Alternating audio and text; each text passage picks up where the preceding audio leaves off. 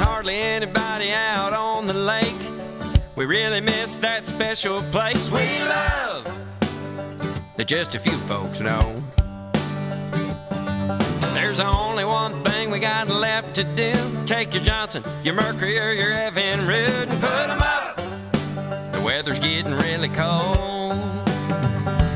We're all down here at the pier. All we need is a heater and a case of beer.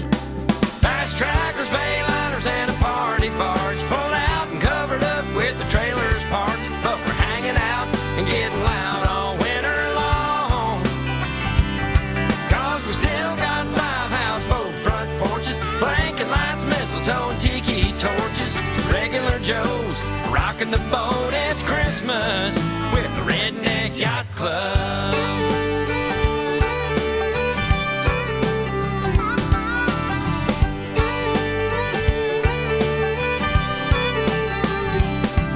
Flannel shirt, grass skirt, getting out of hand. Drinking eggnog at 10 a.m. That's Bob in the Santa hat. He's frying up a turkey on the upper deck. Got his flip-flops on with a pair of red wool socks, making everybody laugh. Later on by the Coleman line, we'll pull out the jar and that old guitar and sing Silent Night. Fast trackers, bay liners, and a party barge pulled out and covered up with the trailer's parts. But we're hanging out and getting loud all winter long, 'cause we still got 5 houseboat front porches, blanket lights, mistletoe, and tiki torches. Regular Joes rocking the boat. It's Christmas with the Redneck Yacht Club.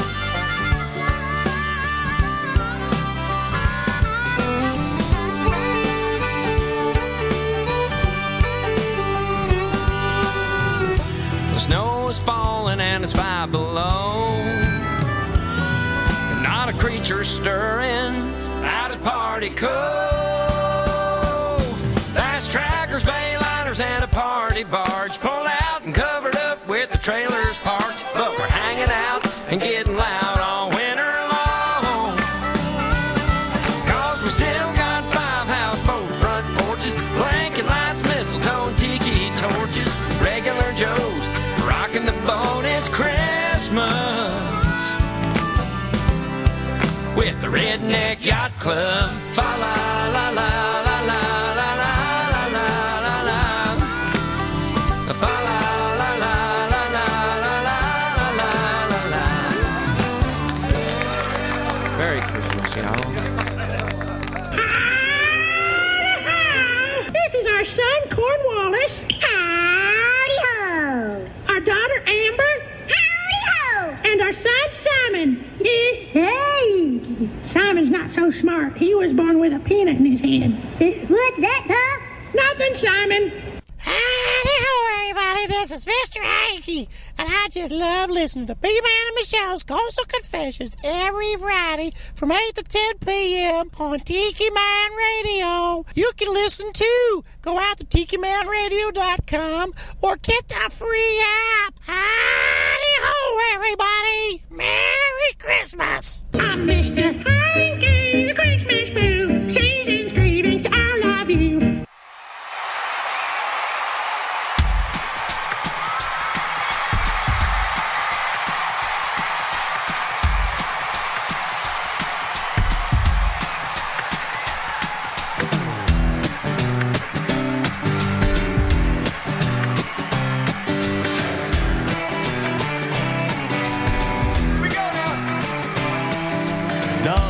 Quick stop, midnight tea, top jack, and a cherry coke town. Mama and Daddy put the roots right here, 'cause this is where the car broke down. Yellow dog school bus, kicking up a red dust, picking us up by a barbed wire fence. MTV on the RCA, no AC in the vents. We were Jesus, Sammy, Blue Jean Baby, born in the USA. Trailer park truck stop, fading little mountain dots, New York to LA. We were teenage dreaming, frosty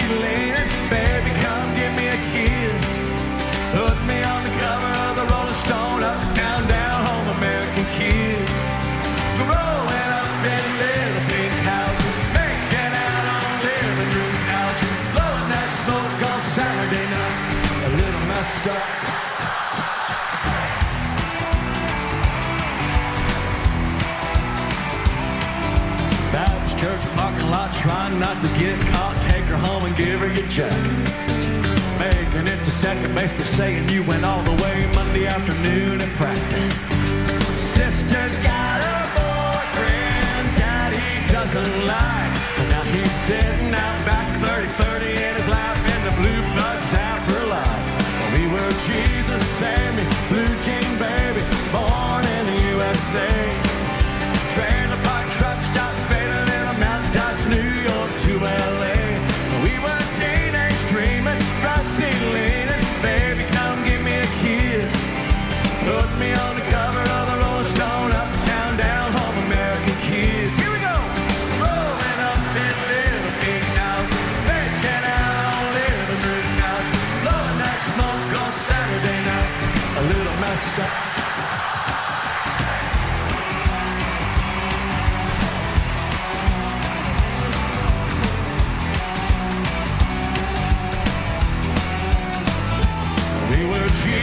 Sammy, blue jean baby, born in the USA. Trailer park truck stop, faded little Mountain Dodge, New York to LA.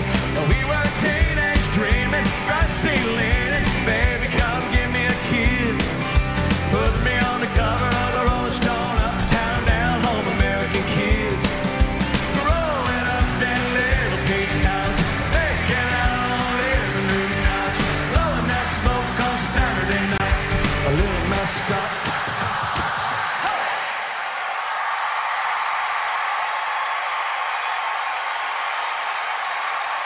We got a Coconut Telegraph to put out right now.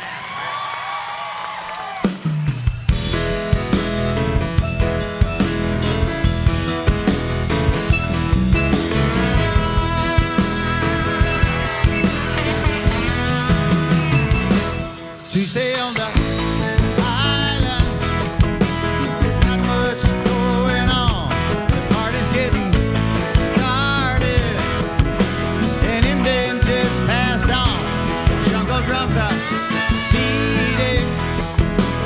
tales from late last night, stories buried, beating for everyone's delight. Put it on the coconut telegraph, under your hat. Put it on the coconut telegraph, saying who did this and that, I'm not one to beat it.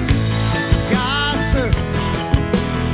That big a fool to do a belly buster. I died. This the entire pool. What became of old Floyd Jackson? Boy, nobody knew it. Rainbows ever find him. It's just between me and you. Hear it on the coconut telegraph. Can't keep nothing under your hat.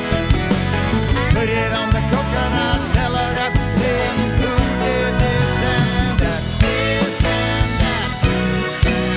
Help me out, here we go.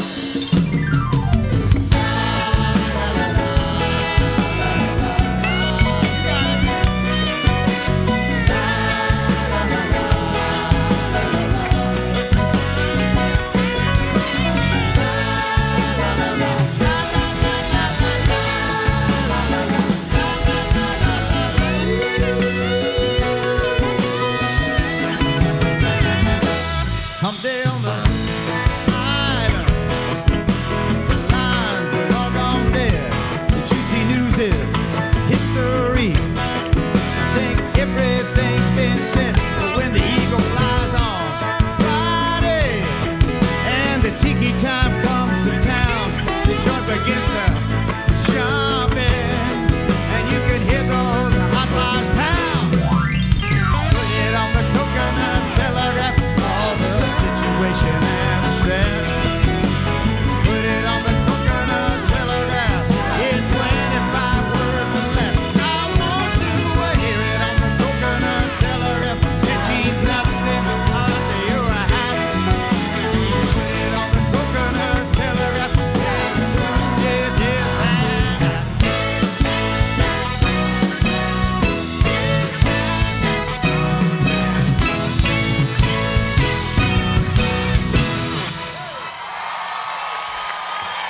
Watch out.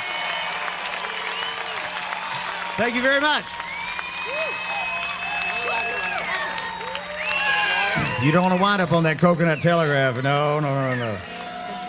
I know that a lot of people live here on the island of Maui, but we have a lot of people that came from all over the Pacific to see these two shows. Welcome. Hi, this is Adrian Z. You're listening to Coastal Confessions with B-Man and Michelle on Tiki Man Radio. That's right, Tiki Man Radio, B-Man and Michelle live here at the Beechy Shell Hideaway in the Beechy Shell Studios. I hope you guys are having a great time tonight. We have got a fun show that we're going to have with you guys. Let me tell you what, I got to look at this camera right here because everybody's, don't put your hand there, woman. We got, Where? I'm excited. I'm excited about what we got going on tonight because we've got some really cool guests in the audience right here. I got Loren Davidson over here. Where's that camera? Erica Sunshine Lee. Hey, Check this out. I'm going to put the camera right down this way. Whichever camera See? that is. Right there. You're right in front of you. Bingo, I got it. This is so cool. And you know what? Guys, thank you for being a part of this. You're Thank a hard you for person, having us. Erica. You're a hard person to get on this show. To pin down is the Tell me about expression. To pin down. But you know what? That's because last week we had Heather because you two switched. And let me tell you what, that was a fun show. I'm so glad she was able to do it. Oh That was my awesome. God, we had so much fun with her. She's super cool. It was just a really cool show, and she did a great job. And I'm glad she's down here. Me too. And we're going to find out a lot more because you got a lot of stuff going on down here. I want to know everything that's going on. Did you enjoy your mojito? I did. I actually drank it a little too fast. I think I might need another. We'll see. Well, I got to put some extra music in there so that we can do that. Make mojitos. We have a lot of people that are tuned in tonight, so I got to say hi to everybody. Music to make mojitos by. I know. I don't have the staff that Danny does because Danny does his Sunday show and. It's like, hey, everybody, what's going on over here? And I got We just got a ding. Yeah, somebody text me. Danny sounding great. So I'm going to have to turn that off so we don't hear that in the thing. But so we got Danny Lynn and Heather listening in. Maureen Moe is listening in. Richard Malik. Rich Malik is an old Air Force buddy of ours that goes way back to the Korea days. And he listens in. And now he's watching us live on YouTube. Love our veterans. Thank you for your service. Exactly. And who else do we have? Ed and Pat in Crown Point, Indiana. They have a show on Monday. Hi, guys. They do have. What is their show, Michelle? The train. Something about a train. Yeah, something about a train.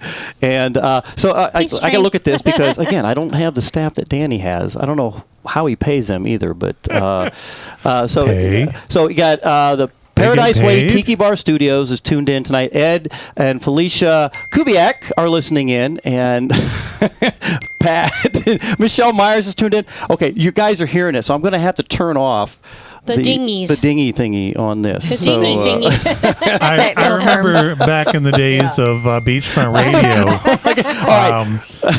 Jeff Allen, DJ Jeff had like 3 of those going at once while we were on the air. I'm loving this because, yes, it is the peace train, and that's what I was trying to get out with everybody else pinging, and of course that pinging sound is doing its thing. And you know what? I think we've got this video thing figured out. After 2 weeks of all the craziness that we had, and so now you get to see my mug on YouTube. So I hope you guys are having a good time tonight. We're going to get to some more music, and we're going to talk. Figure out how to stop the dinging. Oh, that's easy. I just got to turn it off. I didn't think twice about it, but because I'm running Usually on. Trying to turn it on, but I'm running it. Well, you know what? I'm always like ooh. But like, Facebook. It's like what do you give a computer? What kind of Viagra do you give a computer? To turn it on. Oh. Silence in the studio. Just don't let out the chip? magic I don't know. smoke. Yeah. A what chip? A blue chip. Oh, ooh, you're on fire tonight. That works. We're going to have to get you another mojito. Bring it on. All right, guys.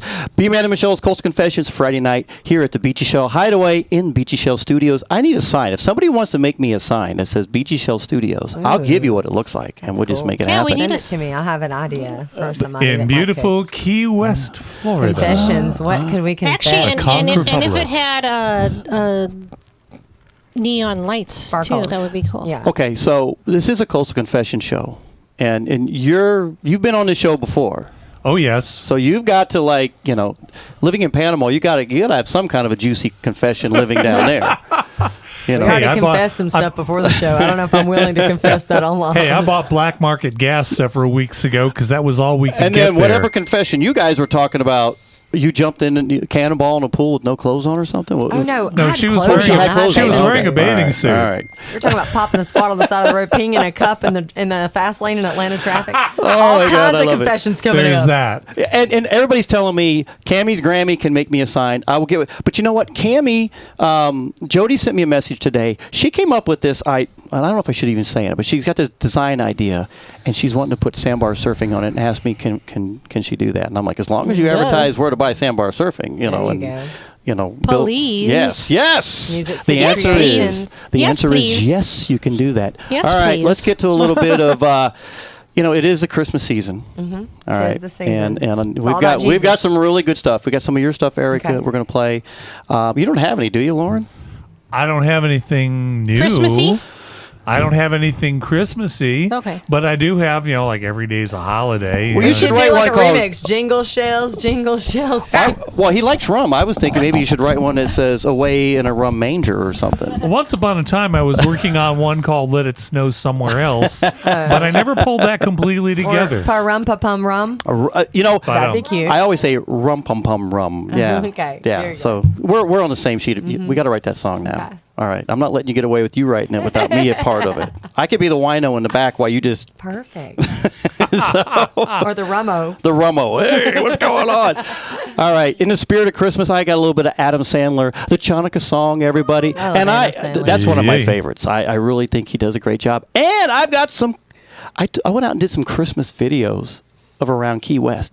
So we're going to play some of that. So, hey, B-Man Michelle's Coastal Confessions. We got a lot going on the show tonight. Thank you guys for hanging out with us. If you got a confession, let me know. We want to hear it. So, a little bit of Adam Sandler, guys.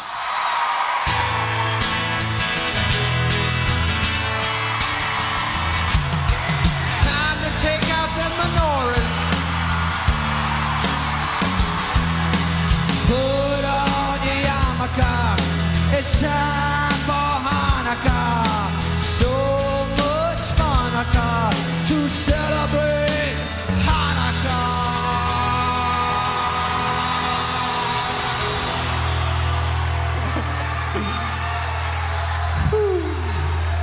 Hanukkah is the festival of lights. Instead of one day of presents, we get 8 crazy nights.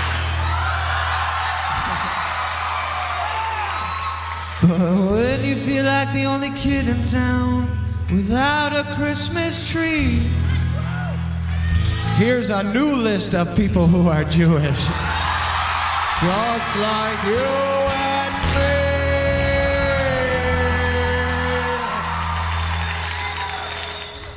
Winona Ryder drinks Manischewitz wine, then spins a dreidel with Ralph Lauren and Calvin Klein. Guess who gives and receives loads of Hanukkah toys? The girls from Baruch Assault and all 3 Beastie Boys. Lenny Kravitz is half Jewish, Courtney Love is half too. Put them together, what a funky, badass Jew.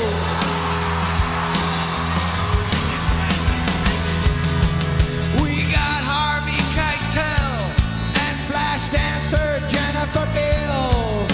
Yasmin Bleeth from Baywatch is Jewish, and yes, her boobs are real.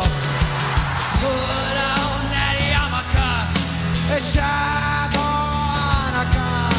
2-time Oscar winner Dustin Hoffman celebrates Hanukkah. O.J. Simpson, still not a Jew. But guess who is the guy who does the voice for Scooby-Doo? Bob Dylan was born a Jew, then he wasn't, but now he's back. Mary Tyler Moore's husband is Jewish, 'cause we're pretty good in the sack. Guess who got bar mitzvahed on the PGA Tour. No, I'm not talking about Tiger Woods. I'm talking about Mr. Happy Gilmore.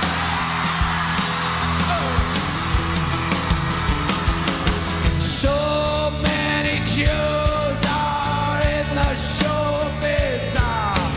Bruce Springsteen isn't Jewish, but my mother thinks he is. Tell that old Monica it's time to celebrate Hanukkah. It's not pronounced Chanukah. The C is silent in Hanukkah. So read your hooked on Monica. Get drunk in Tijuana. If you really, really wanna go, have a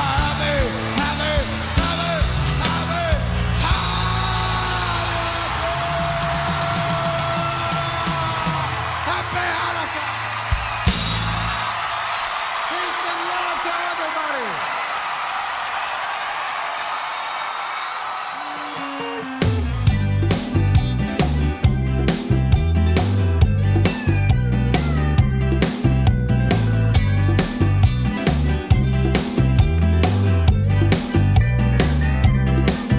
I pulled into the island around 3:30.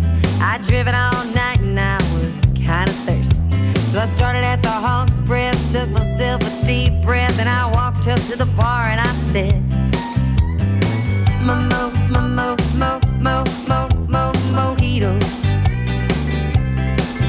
Well, the band was playing a little country music, so I raised up my cup and I said, I'll cheers to it. Then I left to catch the sunset, and that sky bloodshot red and made me forget about all the traffic jams and the work back home. And I started to relax and let the rum flow. And I found somebody who was also alone, and we found ourselves lost singing a song. And it goes, mojitos.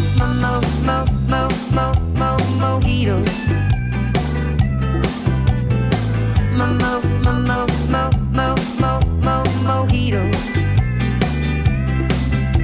Sweet mint kisses and lime on the rocks, and we made love like it would never stop. And I ain't quite been the same ever since, so I headed back to the bar and started drinking again. Mojitos.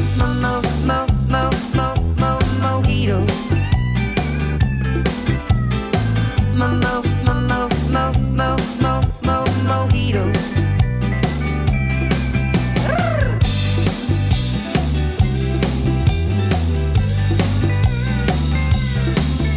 Well, I got back home and I went out on the porch swing, thinking about that weekend in the Florida Keys. And I got me some ice and I got me a blender, and I headed back to the islands working as a bartender, making mojitos.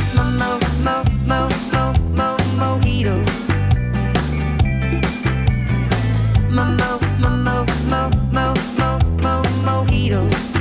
Where's the bartender? Mojitos. Mojitos.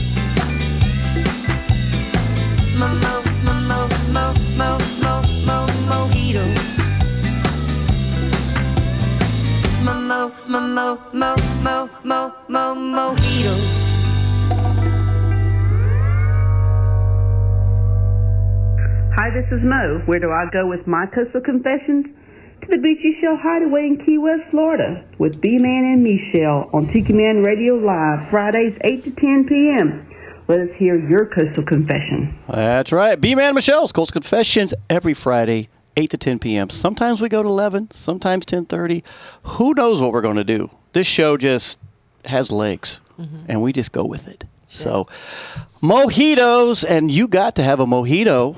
I did. B-Man made a great mojito. Erica Sunshine Lee in the house, everybody. It is so cool that we've got you here with us. Thanks for having me. And you're a hard person to get a hold of down Long here. time of coming now. I know. I mean, it's like when I used to work for 104.9, back in the day, I was like, why are you going on Ben's show? Don't go on Ben's show. Go on my show, Ben don't know what the hell he's doing. All right. I'm equal opportunity. As long as I'm around, I'm here, man. But I think what it was is you were playing at Margaritaville in the evening, and our show was on Fridays from 8 to 10, so there's just no way it didn't work out. So at least we got you on the air, That's right. talk about your music It's and stuff. a rare Friday night off because I got to play today at the Sunset Pier early. So how was that? It looked like it was a pretty good deal. fantastic. We had beautiful weather today. It was perfect. I had some friends from Wisconsin and Michigan and Georgia and all over the place coming in. Even some local friends stopped by. So it was a really fun show. You have a lot of stuff going on, and it blows me away just how busy you are. I mean, you're always somewhere doing something.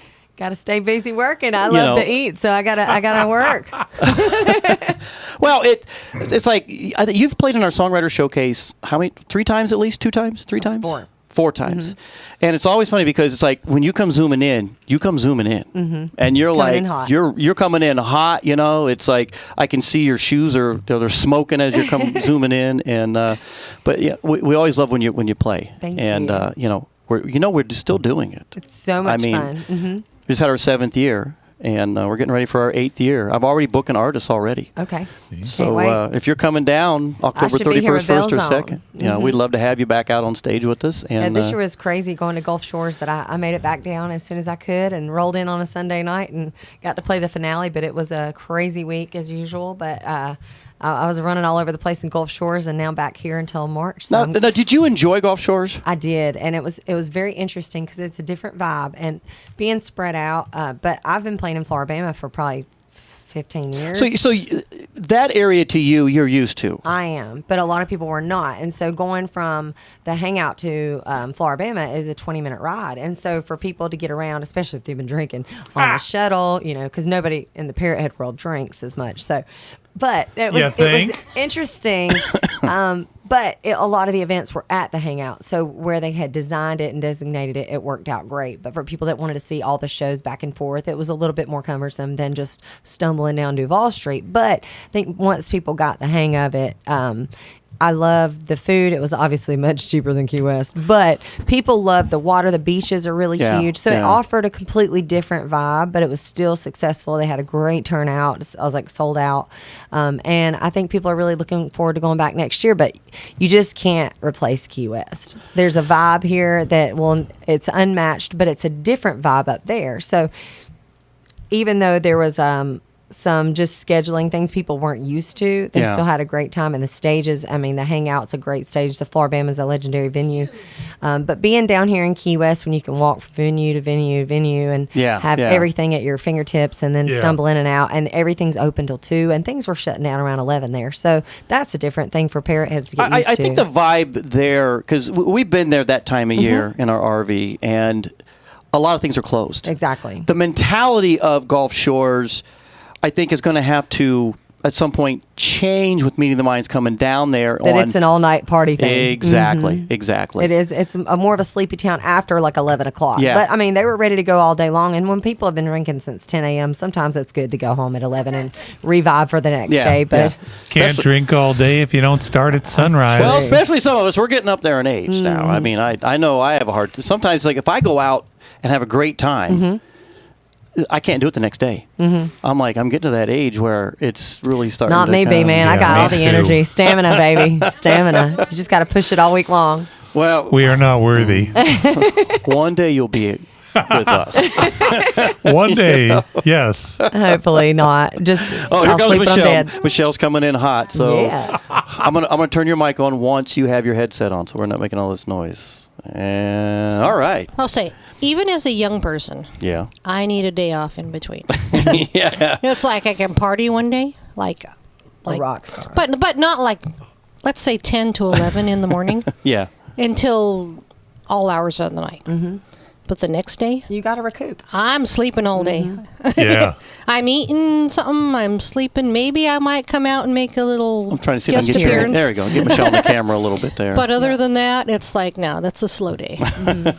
Yeah. Yeah, for me, it's not just. I can't do every day. Are you For me, Bloody it's not Mary just or getting mimosa? older, but it's also I'm somewhat of an introvert. Yeah. And after a couple of days of It being out drains among you. people all day, Yeah. I need a day to recharge. Yeah. Yeah, I'm feeling it. You know, I'm only an extrovert on stage. and I will say this year, even Danny, when we did the Songwriter Showcase, I mean, we weren't out late, and we'd stay out there at the table and do our usual around the table and stuff, but still we were going to, half decent hours, going to bed and everything, not knowing he's closing the doors back here in the room he's staying at and writing a damn book, It's like... No, he was writing the book in the cemetery, he said. So, I mean, he's quite the interesting guy. I mean, when it comes to some of the stuff that he can do, I'm like, you wrote a book? He's like, I wrote a kid's book. I'm like, oh, wow. Okay, and I'm More power impressed. to him. Yeah, I'm impressed, No, but what we're saying is party-wise. I can't do it anymore. Yeah. It just wears me out anymore. Just I could never go day to day to day to day. It's like I got to have a day off. Maybe I could go 2 days and then I need a day off. When I was younger. So I guess the question now it's is day on, day off. I guess the question is, Erica, what do you put in your system to make yourself woo? Probably sugar. Lots of sugar. I love Coca-Cola and chocolate, but I don't know. I mean, it just kind of depends on where I'm at. I guess I feed off the energy. So if everybody's going, I can go. But if I stop, I'll pass out. I'll be pretty tired. Now, here's a question for you as a musician, because I know how I would answer this. When you're at a gig and it's kind of like one of those lame gigs, not a lot of people there, not a lot of energy, I guess is the best. How do you feel? Do you just...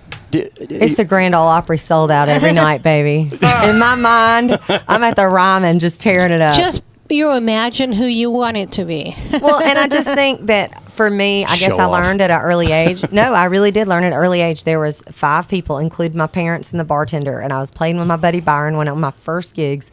I don't even think I played guitar at that time.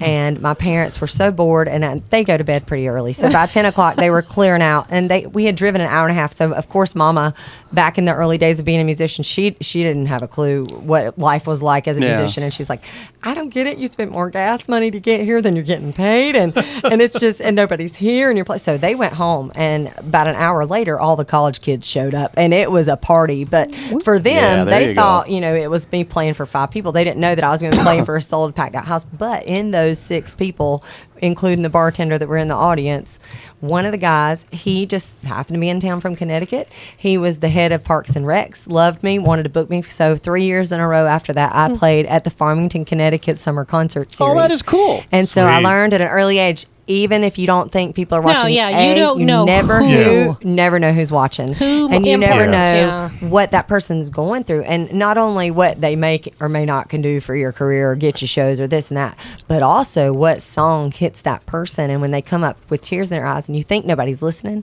and you think people are tuning you out, and then somebody walks up crying and they say, I'm going through that, or hey, my daughter's going through addiction right now, and I really love that song, or that reached me. And so that's when I just always realize you never know who's watching. You got to play every show like it is sold out, and you got to play it like with all your heart, because you don't know what you need to give, what that person may need to hear that night. That's a good point. And I think some of the, when we get some down here in Key West, sometimes you're like, okay, there's not very many people there. But all it takes is one connection. And I think for us, we looked at it as, this is a great practice.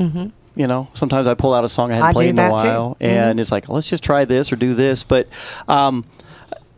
I think for us, you just struck a good nerve with me when it came to touching somebody, and it was we've been doing our Tuesday on the Island show for over 5 years now, and it's just something we started and we did, and we were having fun with it, and we had a sponsor that picked us up, and we would go down to the whiskey place and play down. You come down there that one time, and even during the pandemic, we did it. And there were times I've thought about, maybe cutting back, just doing like once a month or, and I've had people like, no, don't do that.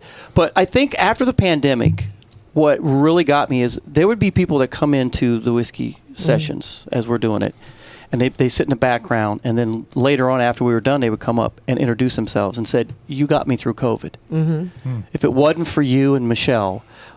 And he said, not only this one individual I'm talking about, he goes, not only did you get me through COVID, but my wife died of COVID. Oh, my. And you got me through that, too. I would tune in every week. And I'm sitting there with a lump in my throat, like, wow, you know, because you don't know what effect you have, and the music is so healing for people. Yeah, so a lot of people just like to either just see a piece of Key West, or they just liked our music in general, and that was, you know, helpful to them. Yeah. So when you make that comment about, you know, you're touching or reaching to somebody, you're right. You do. It's some way, somehow, somebody grabs that song and says, I like that.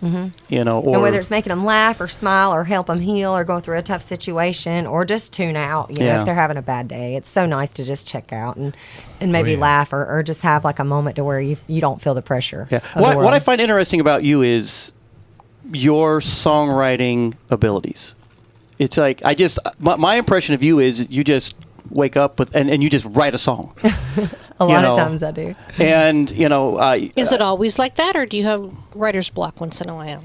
I just write. I just have lyrics going through my head all the time. And so usually, like Josh will tell you, I'll be driving down the road and I'll just have an idea. Or sometimes if we're talking or if there's a radio on, I have to turn the radio off because I want to catch the lightning in a bottle while it kind of hits me. And then I had to record the melody. Or I was driving to a golf tournament 2 years ago and my friend was talking about Tupelo and this song I needed to hear. And I was like, shh, hang on 1 second. And so I turned the radio off and I'm driving down the road unsafe. And I'm, you know, writing a song at 85 miles an hour. And then I recorded the voice memo. I like talked to the voice and told the lyrics. And then I was like, okay, now you can talk. Like, because sometimes when it hits, if I don't grab it right then, it's gone. Yeah. And so I'm just always try to pull over or just while I'm driving or a voice memo or even like 2 nights ago before I go to bed, if I have a voice or if I have a melody or words in my head, I'll so put it can hit you either way. You can either hit the melody or the lyrics. But I would say 95% of the time I'm lyrics first. And then the melody kind of follows what the mood of the lyrics are. But there's a couple of songs like Love at 100 Degrees or I Do that I had the lick first on guitar. And then I just like crafted the story around it. But I knew that I Do was like a sweet love song.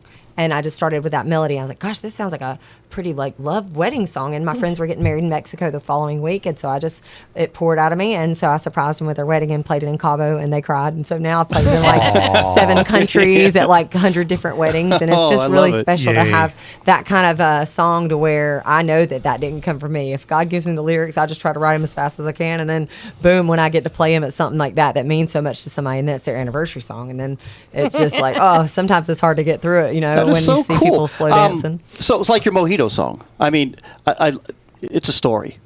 I mean, you know, you've been driving down here, you walk in there, bartender, I got to have a mojito. I mean, is that was, the way I listen to that song is, that really happened. So, and it's cool because I love being able to tell a story like that to where you can put yourself in the situation and then you can embellish it or you can write it exactly the way it happened or you can flower it up, you know, and with mojitos, I remember the first night I was at Rum Barrel with some friends and I was Claire, not Claire. I miss a Rum Barrel. Finley? No. I do too. No, it was Sky Claire. She was playing and she had one on stage. I remember, and I just love her. She's a freaking talented singer-songwriter, but she's a good friend of mine. I was like, what are you drinking? That looks really good. And she's like, try it. And I took a sip and I was like, oh my gosh, it's like Sprite. You know, it's just really refreshing and cold. It was like 100 degrees that night. So after a couple of mojitos and then maybe ended up with a shot of Jack, I lost my phone in the cab. It was like a long night. I remember doing the Find My iPhone and walking back to the Rum Barrel after we'd taken a cab to Jack Flats. And I'm just like, where's my phone? And I pressed the Find My iPhone button and I saw like I heard it make a noise or whatever. And I looked up and across the street, there was a guy reaching into his pocket. And I was like, give me my phone. It's like I run across the street at this guy and he pulls out a pack of cigarettes. And I was like, oh, I'm so sorry. So it ended up being in the cab and the catastrophe was okay.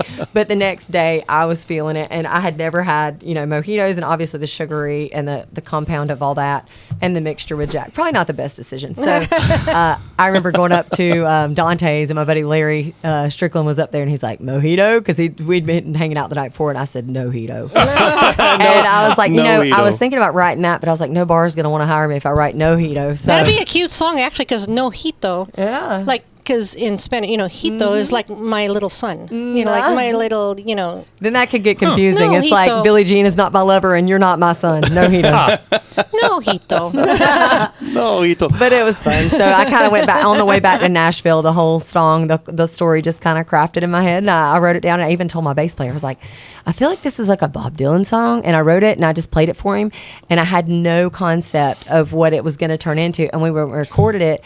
And Brent Mason was in the studio. And I had no idea at the time he was the guy that played on 5 o'clock somewhere. So no wonder people are like, God, oh, it's kind of like Jimmy Buffett female version. I was like, well, it now maybe going looking back kind of was like that. But at the time, I had no idea it was anything to do with Jimmy Buffett or, that sound. Yeah. It was just me having too many mojitos, writing a song about it. And then it ended up developing into this tropical rock, career. And now I'm on Trop Rock Radio. So it's pretty cool. I love it. So, Tiki Man. So we're going to convert into some of your Christmas music. Okay. And you got a bunch out there. As a matter of fact, you just wrote one the other day that you played that I was like, which gave me the idea of asking you the question, how you just write music all the time. I mean, you came up with another Christmas song.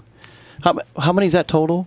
Like, oh gosh, I've probably got like 15 Christmas songs, 15? But recorded I've released only 6 of them. Okay. So Christmas in the Keys I wrote with Aaron Schurz a couple years ago, and I tried to release it on iTunes, but Aaron lost the file. So we have the MP3 available only on my website. Sorry, it's not on iTunes. So is he off the Christmas list now? No, I love that guy. He was fantastic. It was not his fault. But Christmas in the Keys, it's only available on my website. You can download it at ericasunshine.com, and it was a fun song about being on the island, and it was interesting to spend a Christmas down here a couple years ago for the first time, and now I just can't stay away from it. So I like to winter in the Keys and experience Christmas down here at 85 degrees and sweat and not have snow and sand instead. It's so let me ask this question. The other day it got a little chilly down here. Was that not awesome? It was. I put on a jacket and I felt like it was winter. I went out with a long sleeve shirt on walking. I'm like, I'm loving this. It was really nice, actually. It's refreshing. So for us down here, cool breeze. We're going to get to Christmas in the Keys, and we're going to come back, talk a bit more. Okay. And see what else we can get out of you. I don't want to say too much because you're doing your interview with Danny Lynn on Sunday too, aren't you? We'll give away all the secrets tonight. Ha ha, Danny. Ha ha. That's what you get. Early bird gets the secrets. Brian gets the scoop. I get the scoop. So, B-Man and Michelle's Coastal Confessions Friday night right here at the Beechy Shell Hideaway, the Beechy Shell Studios. We've got Erica Sunshine Lee. We got Loren Davidson in the studio. And this next song is Christmas in the Keys. Beautiful song. Right here.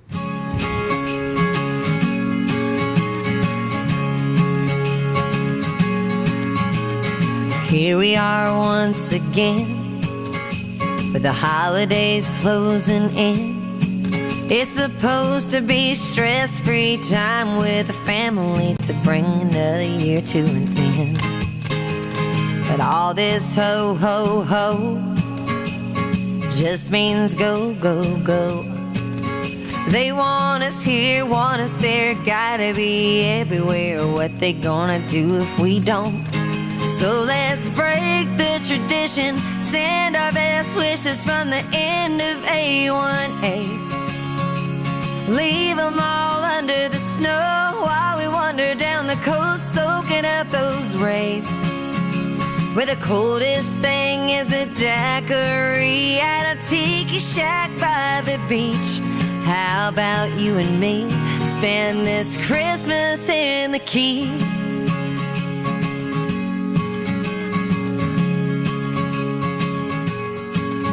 No gifts that we gotta buy, just ride that Yuletide tide on the holly jolly rover till the holidays are over. Live the Hemingway way of life.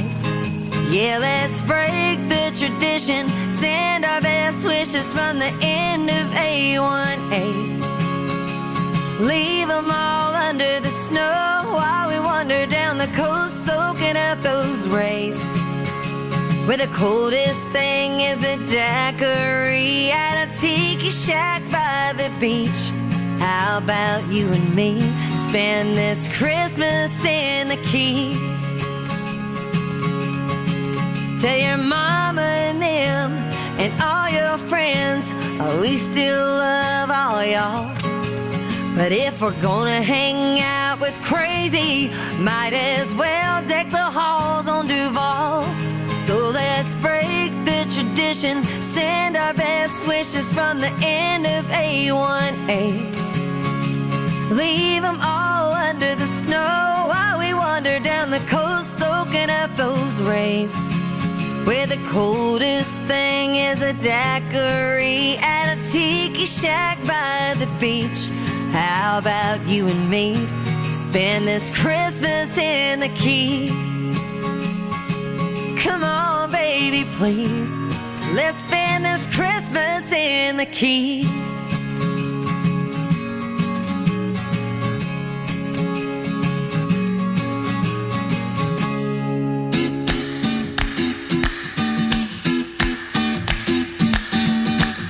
Hey, this is the original hippie chick, and you're listening to Coastal Confessions on Tiki Man Radio. And every Friday night, I like to call in and spill the beans.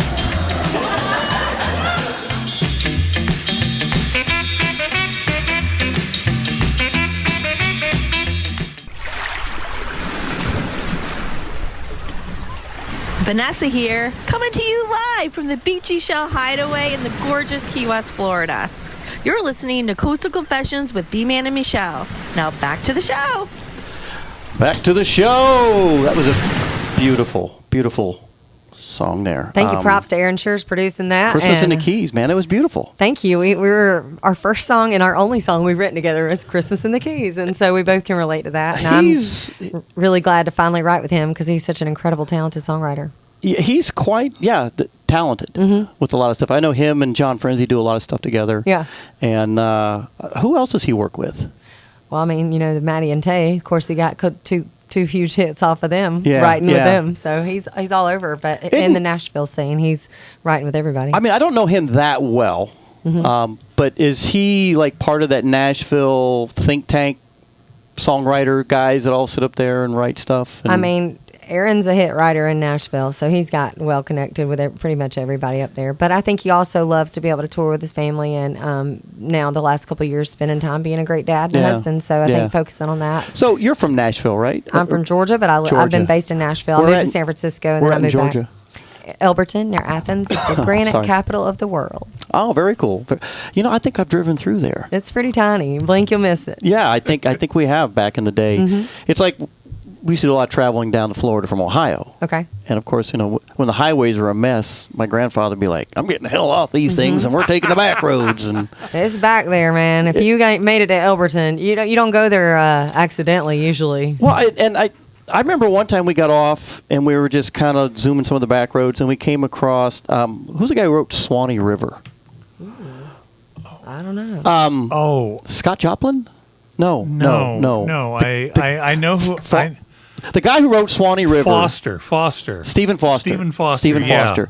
And we were passing like homes that were on stilts. I mean, you could tell it was like Poorsville, And as a kid, I'm like, what are we doing back here? It's the banjos are playing. Yeah, it's like paddle faster. Old Dan Tucker's grave is buried near where I'm from. Huh. Old man Tucker. Old Dan Tucker was a mighty man, washed his face in a frying pan, combed his hair in a wagon wheel, had a toothache in his heel. You don't know that? No. That's like, get out of the way, old Dan Tucker, get out of the way, old Dan Tucker, get out of the way, old Dan Tucker, you're too late to get your supper. The cultural experiences I missed growing up in upstate New York. Oh, yeah. You missed out on a lot of that. Oh, thank you, Michelle. Did. Michelle's bringing a festive cocktail. Waitress over here. Yeah, thank you, Michelle. I appreciate that. Well, if we had played two songs, I would have gone out there and done that myself. But but anyway, yeah. So we go by Stephen Foster's place, and I'm like, oh, that was so cool. You get off the beaten path of the big highways and you see America. Well, that's the truth, because on the highways, when I'm touring, a lot of times you could be in any town. I mean, the next TJ Maxx and the next Walmart and McDonald's you pass, and Starbucks. And so I love being able to go to these small towns and do house concerts, because they've gotten me into places like Salina, Utah, that I would have missed. And then you get to meet the people, and then they have barbecues, and their friends come over, and they hang out all night long by the bonfire. And I feel like then you get to know that these guys are working in a coal mine. Yeah. And they're busting their tail, and they're veterans, and they are the real people that are fighting for our freedom. And they're just so many interesting people. I feel like you miss out on all that if you just are touring major cities. And that's one thing I really love about the trop rock world, is since I've been able to tour and play in Troy, Ohio at Sharon and Jerry Lucan's house, and meeting people like that, to where you really get to know their story and kind of see where they're from. And I feel like there's a lot of things that might fall through the cracks if you're just hitting the major cities. And so for me, being from a small town, obviously I feel right at home. I kind of miss doing the house concert stuff. Because we used to do a lot of it, and of course we get in the RV and did our travelings. We always would find a way to, stop at a bar someplace or house concerts. I think one of my favorite ones is when we played up in Atlanta for the Atlanta Parrot Head Club at the Lucky Duck Dive Bar. Oh, that'd be fun. And we walked in there because I wanted to check the layout and everything, and I walk in there and I'm like, oh God, this is a dive bar, and we're in there, and you can hear the bartender steel guitar playing. The bartender is behind. I'll wait till you put your headset on there, Michelle. But the bartender is behind the bar there, and she's sucking on some hookah, and she's like, "You want some of this?" And I'm like, I'm okay. It was the afternoon. It was the afternoon. It was not the same people that were going to be there later. the local crowd. No, but it was. But we didn't know that. We didn't know that, and I'm thinking, what the hell are we getting into? It's kind of run down, and and so it's just a bunch of black people sitting around playing poker and smoking and carrying on, and it seemed like it was a black neighborhood, like not necessarily like.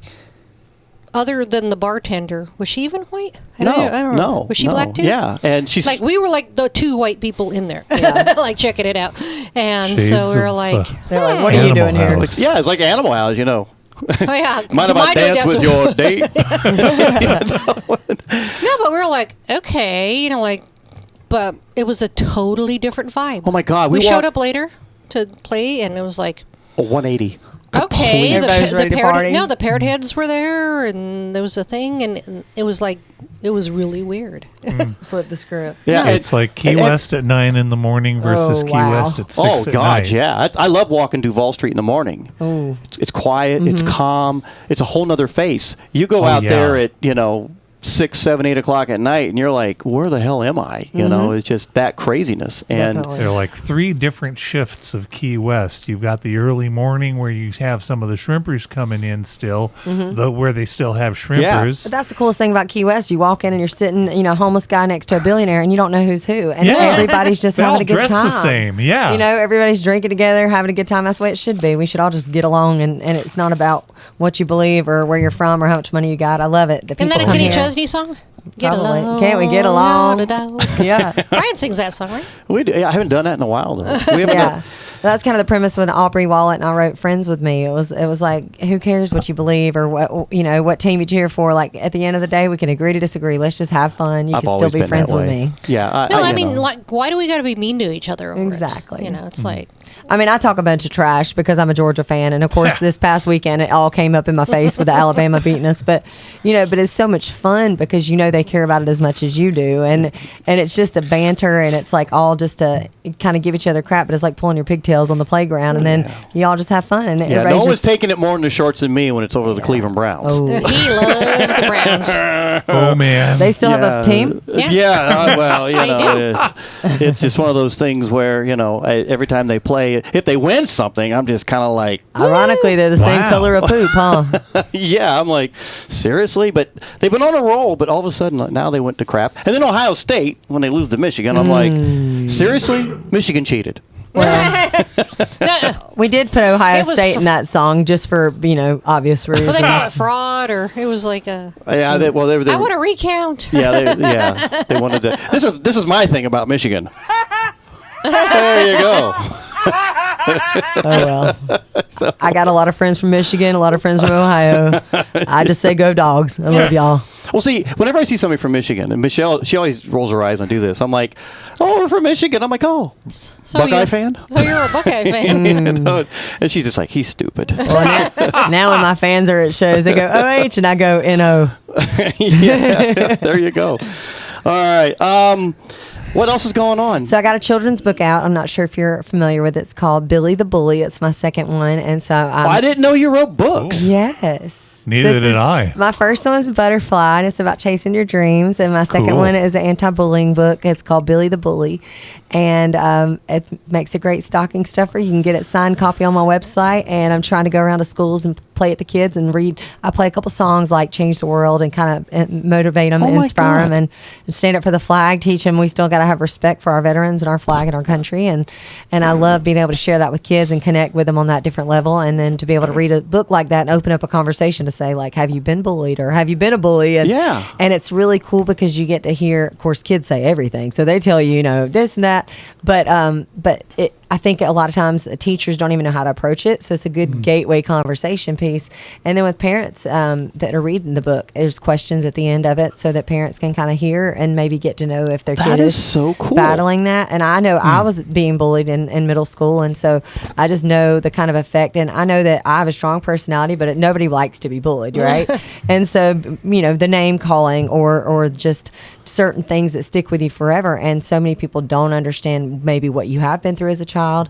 And I think it needs to be addressed. And so I just figured that's a really good way to get kids to think about it in advance and to also relate to them and say, look, it happened to me, but it doesn't have to be the end of your world. And really middle school, high school friends don't always matter because you can grow up and never speak to them again if they're a jerk, you know, and being an adult, you get to separate yourself from people that you want to be around, and you can build your tribe with people that support you and love you and build you up. So I love hearing this. I want to be able to put that out there and so kind of have Billy, that message. Billy the Bully. And where can they get this at?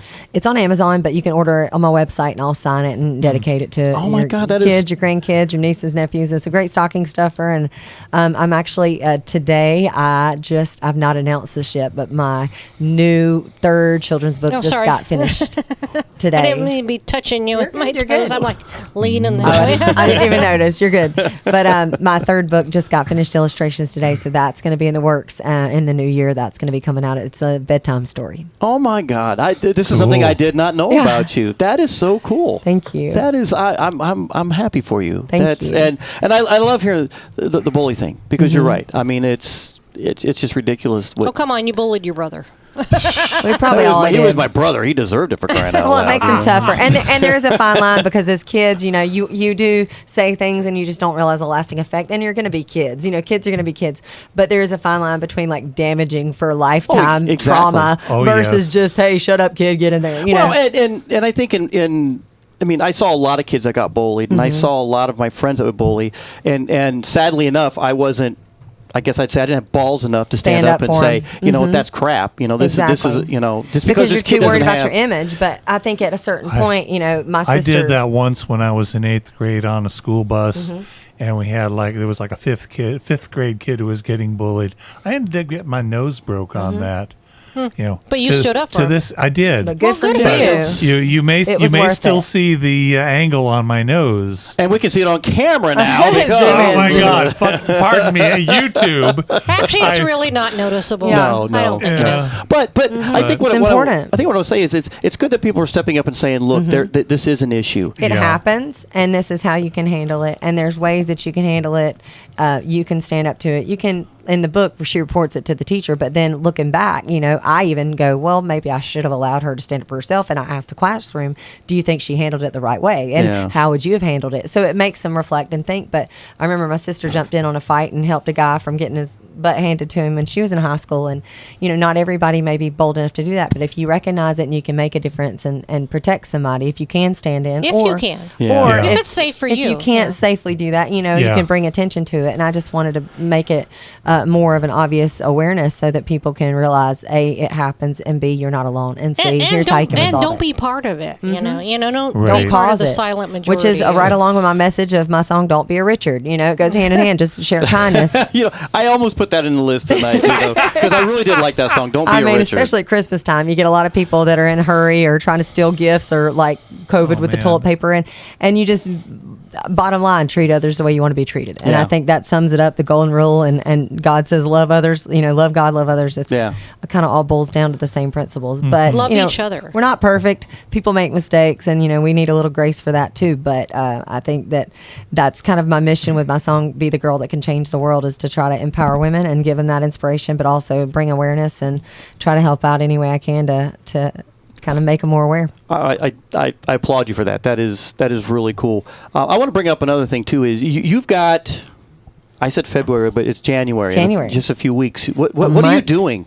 So I started 3 years ago the Key West Chick Fest. It's an all-female singer-songwriter festival to highlight females that are talented singer-songwriters. And I feel like so many of the talented girls in Nashville and all over have fallen through the cracks because it was such a man's world the last 2 decades. And I know 90s country music, it was all about female empowerment. And so I just wanted to bring that back and create a network of women that are powerhouses and singers and songwriters and entertainers and that are a really talented group of girls. So I do a writer's retreat in the day, and we get together, we write.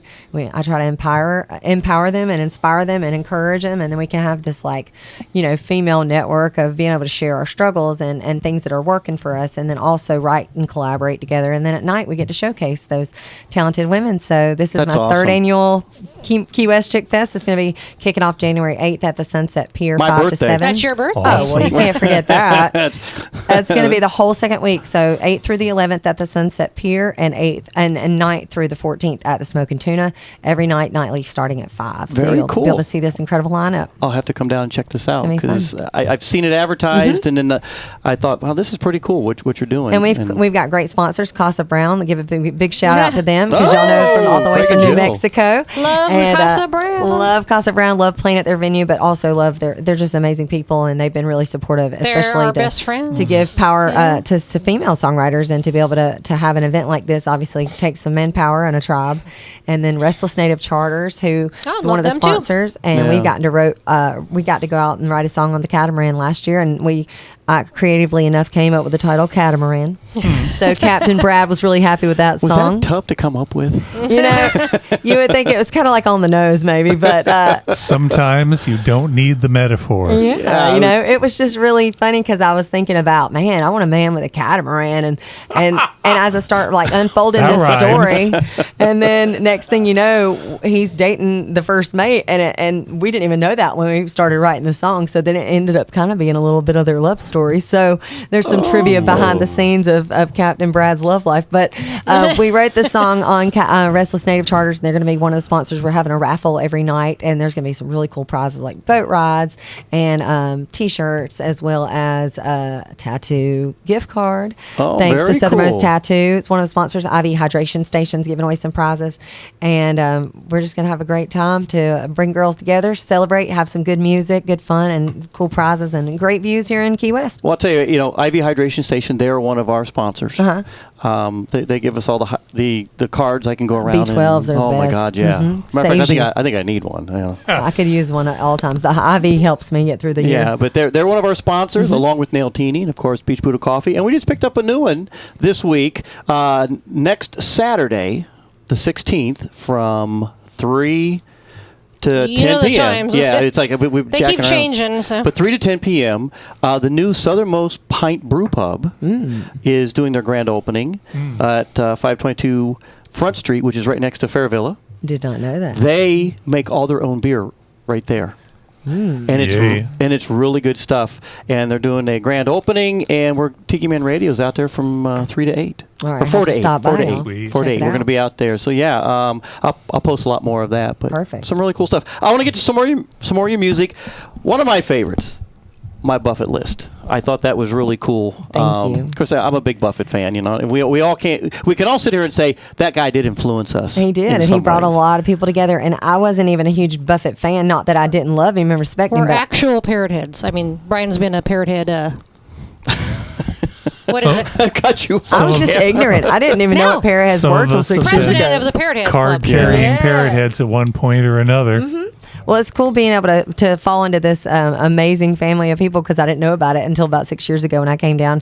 I was talking to Loren earlier because I've been playing in Key West for 12 years, and until the meeting of the mind 6 years ago, I just didn't know this world existed. And so it was really cool because my world just collided with it, and it just happened to be sitting at a beach and writing songs, and it just kind of was a parallel life to Jimmy Buffett. I never got to meet him, but now when I'm playing this song live, I changed the words around a little bit to make it more accurate now. But I'm very grateful for all the wonderful music he brought, and especially for the people that he's brought into my life. Yeah, it's like I said, we've met most of the Coral Reefers. Keith Sykes, a good friend of ours. I mean, I love when we get to hook up with Keith and listen to some of his cool stories. Never met Buffett. I mean, I've had those times where I was this close and we missed him. But me too. It's just one of those things. But yeah, I can't lie to anybody. I mean, he was a big influencer on music, our lifestyle, the things that we did, and but that's why I just gravitated towards my bucket list song. So we're gonna play that, and then we're gonna come back, final closing with you and anything, and then we'll see what we do from there. You're more than welcome to hang out with us, or if you two need to press on out the door and do your thing, we totally get that too. This is good for you to get in the mood of your New Year's resolutions. Here, see if you can get a few of these checked off. B-Man and Michelle's Coastal Confession with a great artist, Erica Sunshine Lee, and we got Loren Davidson coming up here shortly. We're going to talk a little bit about him, see what he's doing. Panama, Panama, So here it is, my bucket list, my favorite, and a Christmas song right after it. So one of Erica's 15, she's recorded. All right, here on B-Man and Michelle's Coastal Confessions, guys. Hope you're having fun.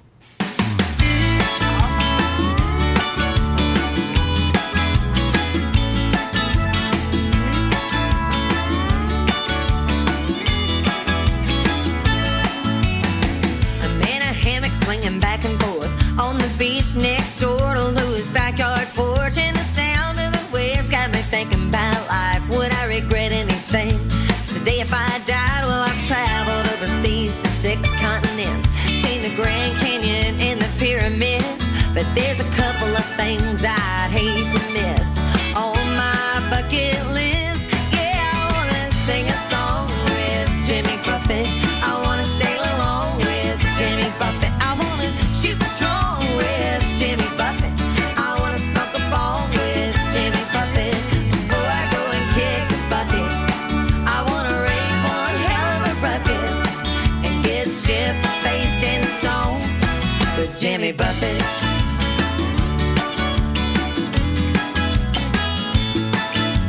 Sure, there's other things that I could do, like learn to fly a kite or play kazoo, but I don't think I'd be as satisfied if I didn't cross them all off before I die. I wanna sing a song with Jimmy Buffett. I wanna sail along with Jimmy Buffett. I wanna shoot patrol with Jimmy Buffett. I wanna smoke a bong with Jimmy Buffett. Before I go and kick the bucket, I wanna raise one hell of a ruckus and get ship-faced in stone with Jimmy Buffett.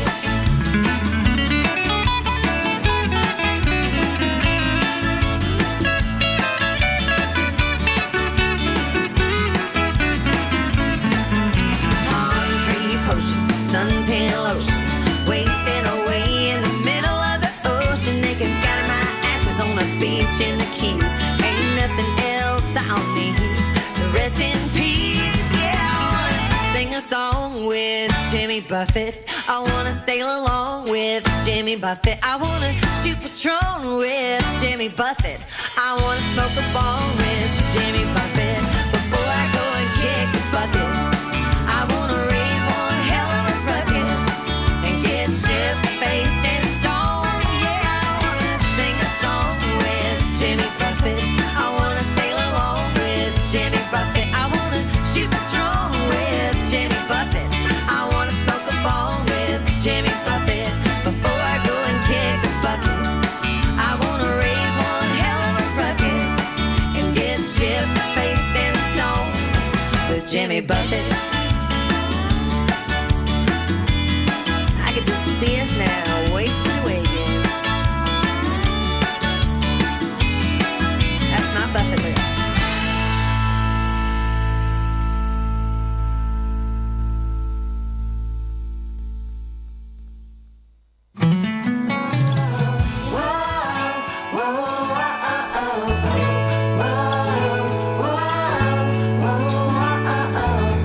The smell of pine tree in my living room. Twinkling lights are shining through. I've still got my ornaments from when I was a child. Hung the stockings up on the nails over the fire. Stacked the marshmallows till they overflow. Holding my Santa mug of hot cocoa. Set the homemade cookies out with sprinkles sauce on a plate, and a glass of milk for old Saint Nick when he gets a break. And I will raise my glass and make a toast to my favorite time of year with the ones that mean the most. This is the season we celebrate love, so drink it up. It's Christmas in a cup. Whoa, whoa, whoa,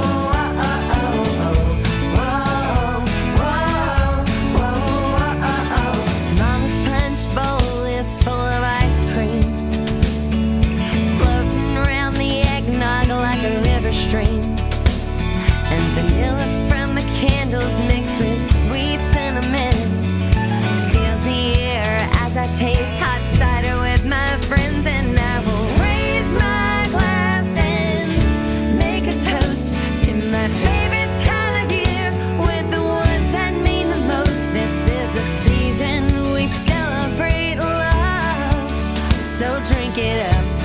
It's Christmas in a cup. Whoa, whoa, whoa,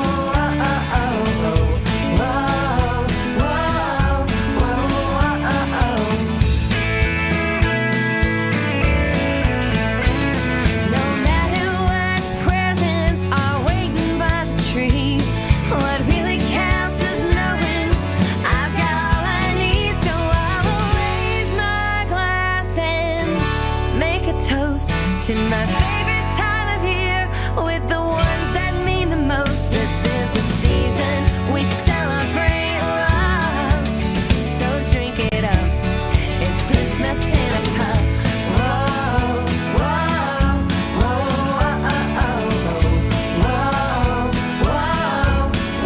Christmas in a cup. This is my favorite time of year. Raise your glass and drink it up. This is the season of cheer. Yeah, Christmas in a cup.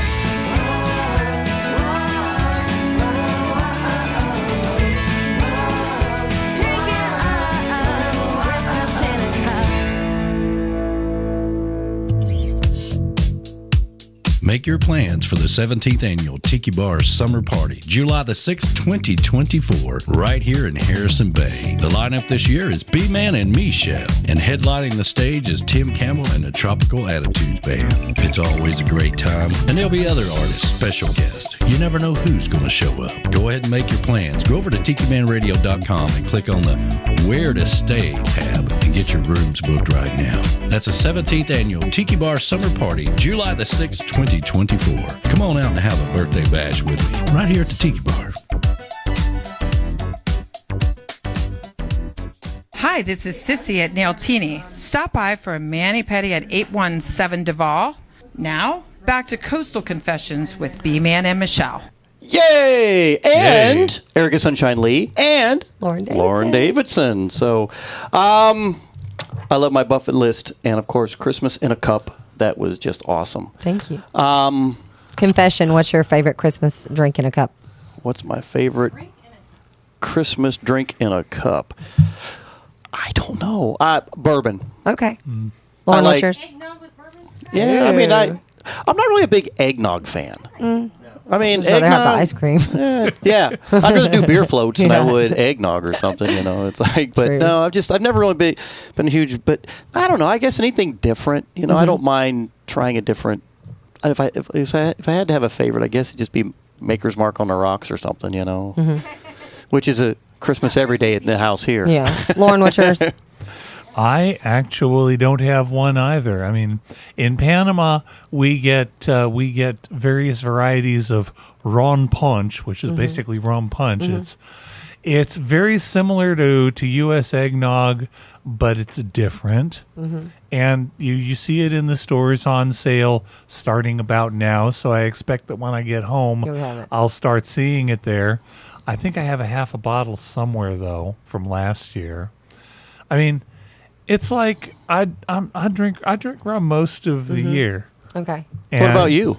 I'm really feeling the espresso martinis now. The which ones? Espresso martinis are my jam. You know what? We have been doing that too. I love the one at the Saint. There's also a great one at General Horseplay and the Grand. And then there's this new, well, not new for y'all probably, but the Speakeasy above We love Harpin. the It's Speakeasy. called, what's it called? Berlin's. Berlin's. Yeah. It's great. We go up there all the Espresso time. martini. But Aubrey Wallet and I, this is a leak. I haven't announced it yet, but we wrote a new song called Espresso Martini Mode, and it's going to be coming out soon. So for those of y'all that like the drink, it's a pretty fun song. It's like, because I'll tell you another good place, Latrat, across from Willie T's. I haven't had it there. We love sitting at the bar. Mm-hmm. That's probably one of the best places to watch people on Duval Street. Oh, yeah. You know, while you're drinking, having a little bit of pasta or something. Or go back for Martini Monday. And have Yeah, one. exactly. I think they're even discounted on Mondays. But yeah, we love sitting I love the people there at watching. Latrat. Yeah, oh, yeah. It's like sitting at the mall. You know, people go to the mall to watch people. We go to Latrat and watch them on Duval Street. Genius. And you get know? pasta and great Duval bread. Street is great people watching. Oh my God! Especially right around Fantasy Fest. Oh Some my of the God, yeah. crazy stuff. Oh my God! Yeah. Or Nightmare Fest. For some of them. Or I can't. You can't unsee that. I can't go for that. No. yeah. But and it's not. I'm not trying to people shame. I'm just saying I can't unsee that. That's etched here. I have agree. nightmares, and I think that's when I started wetting the bed. I played it. Here's a confession for you. I played at a nudist colony a couple of years ago, and you cannot unsee that. Do tell. Well, we were in San Francisco, and when I was based out there when I started my band in 07, and we played at the Castro Valley Nudist Colony. Oh, I know that place. You've been there, huh? I've been there, yes. I used to live in Lauren, Castro do you hang Valley, out there? actually. Hang out with your wang out? Well, hey, that's the only way. That's the only way for a guy can be there is to be hanging out, because it is a full. You must be naked if you're here place, Except for the as band. opposed to some other places where it's Optional. clothing optional. Yeah. And yeah. personally, I'm more of a fan of clothing optional because sometimes it's just too chilly, especially in the San Francisco Bay Area, to let it all hang out. So the George comment, I was in the pool. Shrinkage. Bingo. Yes. Oh. I will say I don't care about the shrinkage. Just I don't like being cold. I'll say in Michelle and I's career of music, we've played at a strip club, that little strip club place. So actually we played in the restaurant, and then we went to the strip club afterwards. And then the second place was, where Marrero Mansion is? Mm-mm. It's down on Fleming Street. So if you're there at Fleming and Duval, and you go up, like you go towards the post office or towards, that up there, Marrero Mansion is on the left, be on your left-hand side if you're walking towards the post office. And they had, back in the day, a clothing optional pool. And Michelle and I, all the years we come down here, if we weren't staying there, we used to play there on the porch for their happy hour. Or when we stayed at Sigsbee, we'd ride our bikes in, get perfects over at Margaritaville, and then go play on the porch over at Marrero Mansion. And they asked us one day if we'd play by the pool, clothing optional pool. So we're like, well, I guess, and we went back and played at the clothing optional pool, and bada bing, bada boom. bada bing, bada boom, and she had a set of knockers. A gig's a gig. It is. A gig's a gig, Indeed. And of course, that one strip club we played at, that was the coolest place that we played at. I was like, all right, because they took us next door afterwards, and there was talk of them doing a movie. To paint you the picture real quick, it's a lot of these places that used to be on the highways for truckers. Truckers would stop and, they'd park their rigs and they'd eat and then they'd go over to the strip club, That was a thing back in the day. But they were slowly starting to go away. And like this place there in New Mexico, right outside of Moriarty, doesn't exist anymore. They've closed now. But they were actually looking at doing a movie or a documentary series, and they said, would you guys want to be one of the bands in this movie? Ooh. Heck yeah. And I'm like, hell yeah.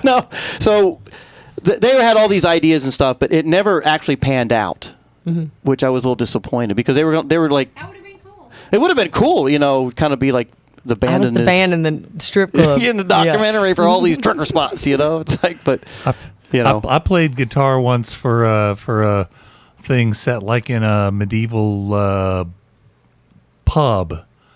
And they didn't end up using that. I don't know, but I mean, I never heard anything more about it. But it was interesting just to like be there while on the set and to just see them do the whole thing. Yeah, it's we've had some interesting gigs over the years, and I love I think we all have. Yeah, for sure. So, Eric, I know you probably got to fly here shortly. Where are you playing at? What's going on? What do you want to tell everybody? Well, my new music video just dropped. It's called Fragile, and you can go ericasunshine.lee.com. It's on the homepage. Thank you, everybody who's supported my next album. I'm going to release it in the beginning of the next year. It's going to be called Country and Western. There's no trop rock on it. It's very country, but if you want to support that or pre-order, the vinyls are going to be limited. So you can go to my website and pre-order the vinyl now. I'm going to be in the Keys playing until March, so a month from today, the Key West Chick Fest. And then also I'm going to be playing all over. So next Friday back at the Sunset Pier, Friday night at Tonio's, and beyond. Smoking Tuna, several gigs towards Christmas. So ericasunshine.lee.com. You have click a on lot. tour. Tons of gigs coming up. Looking forward to it. Here's a question. Mm-hmm. Now, at the end of March, Michelle and I and Jill and Craig, we're sailing in the Bahamas. Ooh. I have 2 cabins available.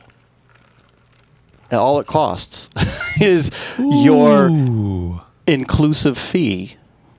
All-inclusive fee. If you're interested, you think you got time, it's 7 days. What day is it leave? 23rd. We'll talk about it because I've got to get. I'm playing at the Lone Star Luau that weekend in Texas. You know what? I heard that's really the worst place to play. It's actually a pretty good lineup. Is all that weekend run long. by Tom Shepard? Tom Shepard and Coley do a great job. Yeah, I've heard those guys credit. Man.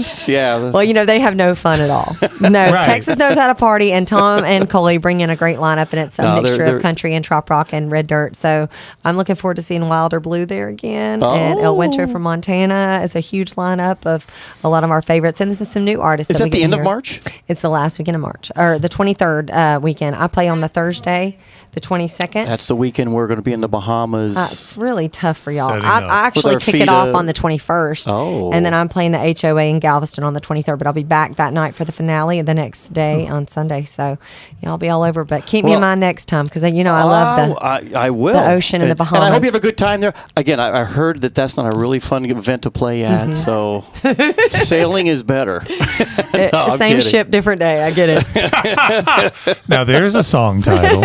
No, I appreciate you coming on. Thank y'all for having We've been me. trying to get you for a long time to be on the show, and so thank you very, very much Thank you. being a Good part to see of y'all. it. So And thanks for the mojito. well, you can always get one to go. I can put it in a There's that. styrofoam cup. Like another one? Like a Momo? Yeah, Momo? One mo.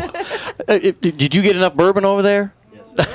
All right. All right. Well, we're going to let you fly. Okay. And we got more we're going to talk about. Gosh, it's after 9 o'clock. This show just flies when we're having so much fun. Thank you again. Thank you. Merry Christmas, y'all. Good to see you, Lauren. And thank y'all for having me, B-Man and Michelle. Oh my God, good to see you, Erica. Merry Christmas to you. Have fun in Panama.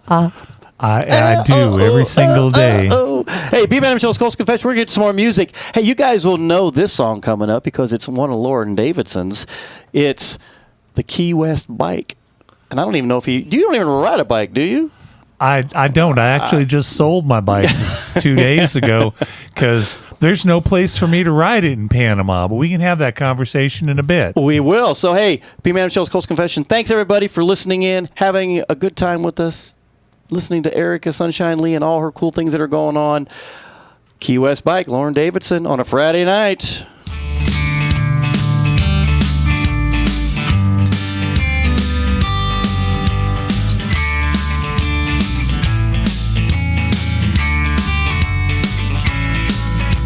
I moved to an island 2 miles by 4. I didn't need to keep a car no more, but I still had to have a way of getting around. I got some friends, they pedal in style and make the tourists and the beach girls smile. Think I'll borrow their idea for traveling through town. I'll get a Key West bike, customize it the way I like. Island breeze, cruising along beneath the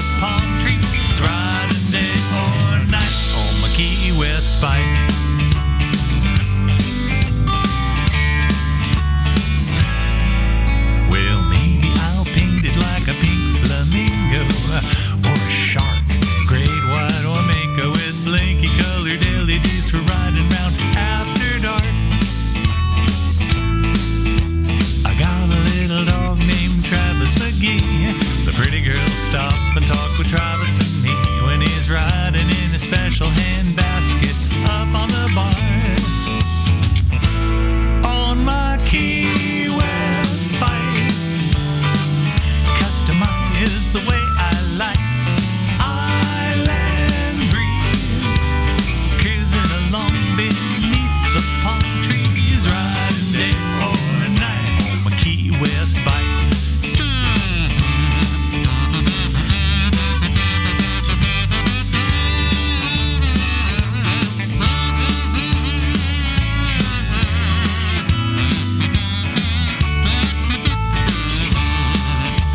Pedal-powered art car, two-wheeled porta-bar with 12-volt chiller in tow.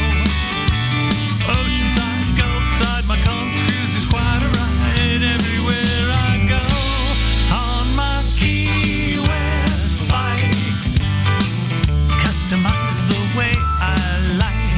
Island breeze, cruising along beneath the palm trees, riding day or night. Key West bike, Key West bike, talking about my Key West bike, Key West bike, on your left, riding on the Key West bike, Key West bike, slow down, this is the mainland bike.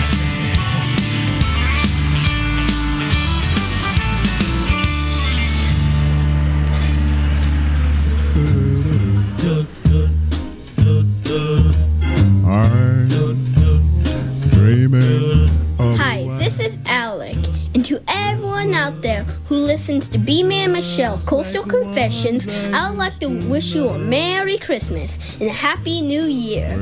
And P.S. Santa, I left you some of my mom's special cookies. Sleigh bells in the snow, the snow.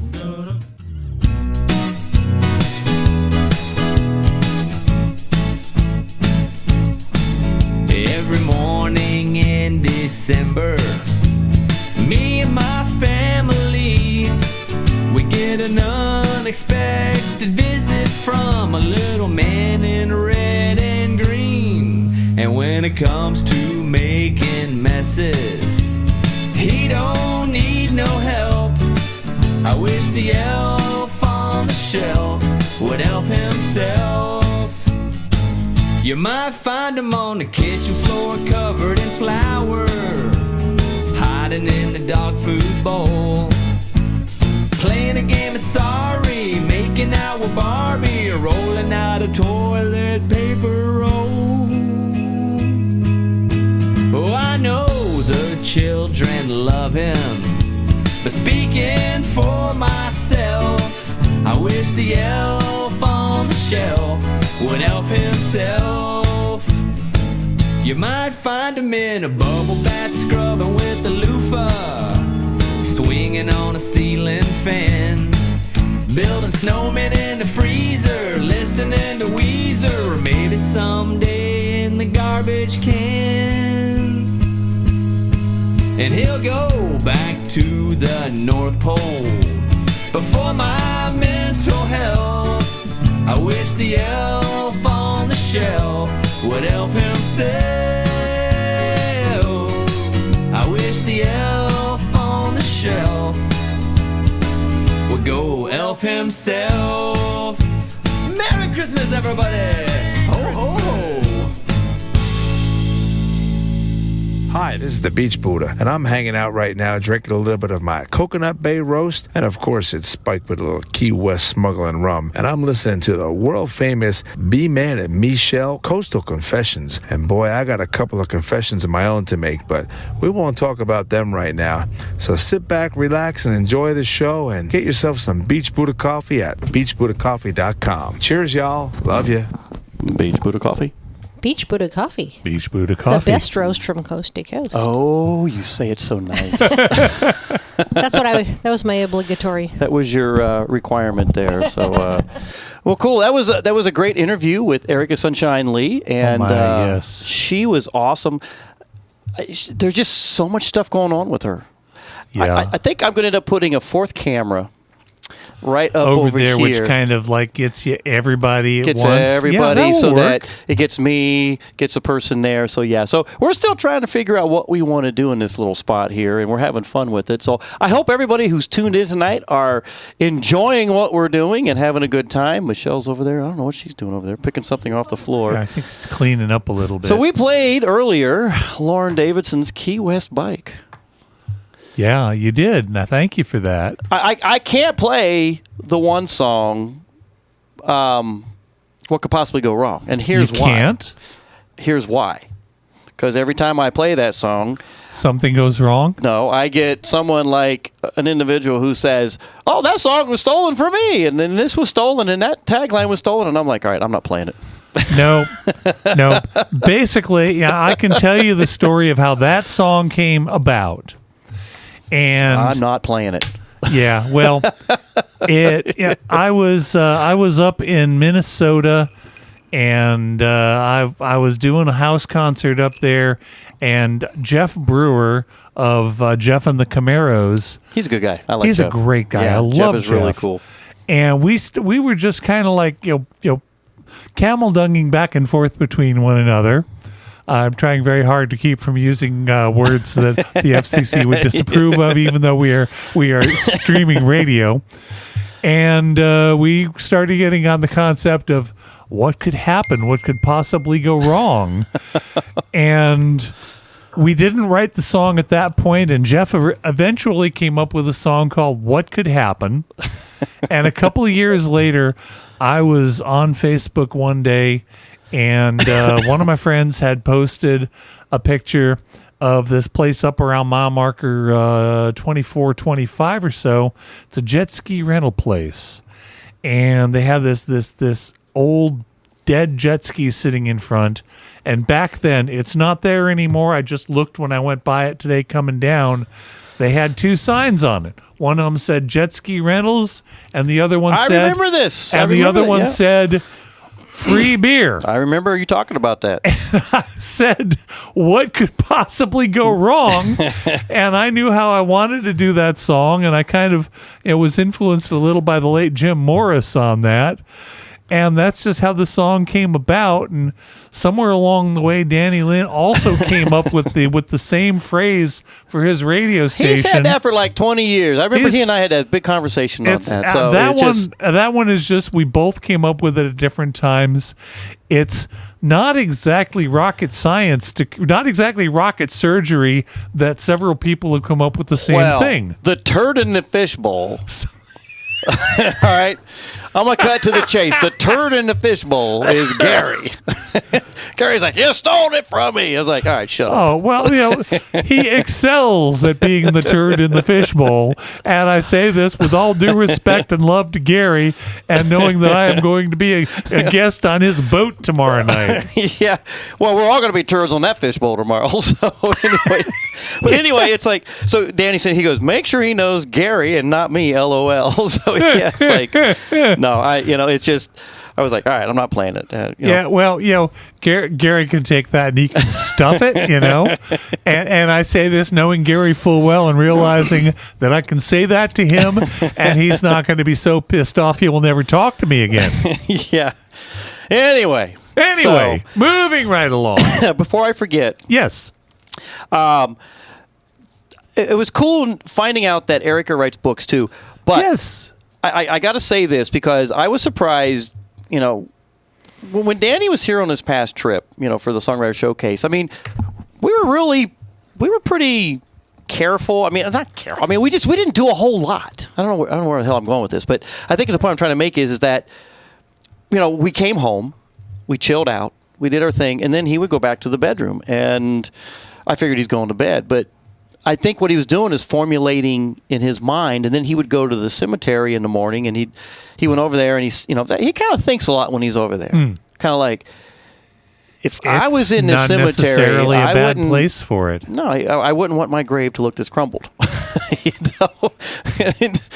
But I'm just being funny when I say that. But there's something about the cemetery when you get over there and you sit there and you kind of relax and you chill out, and it's relaxing.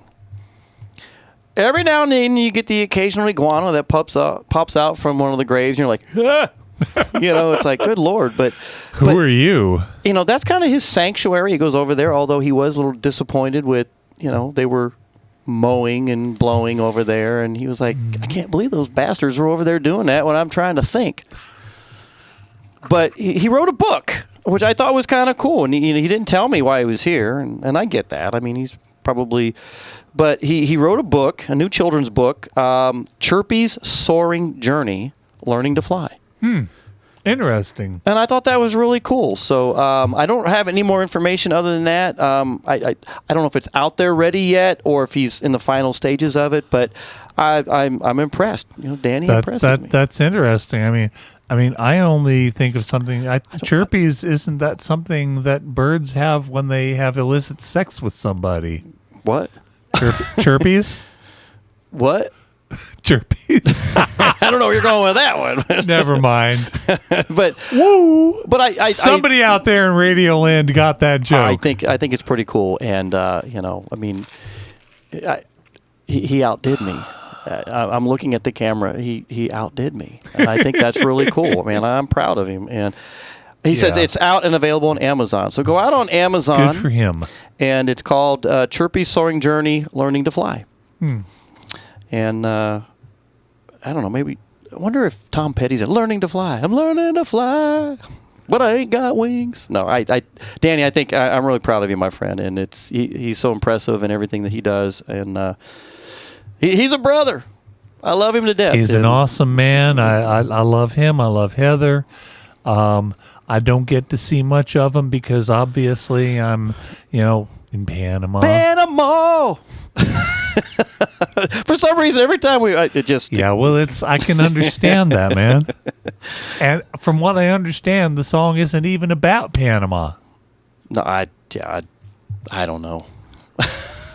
I just know what people tell me. Hey, Ed and Pat's listening in, and hi guys. We had their grandson earlier. He did some Christmas stuff for us, so he's actually behind in his.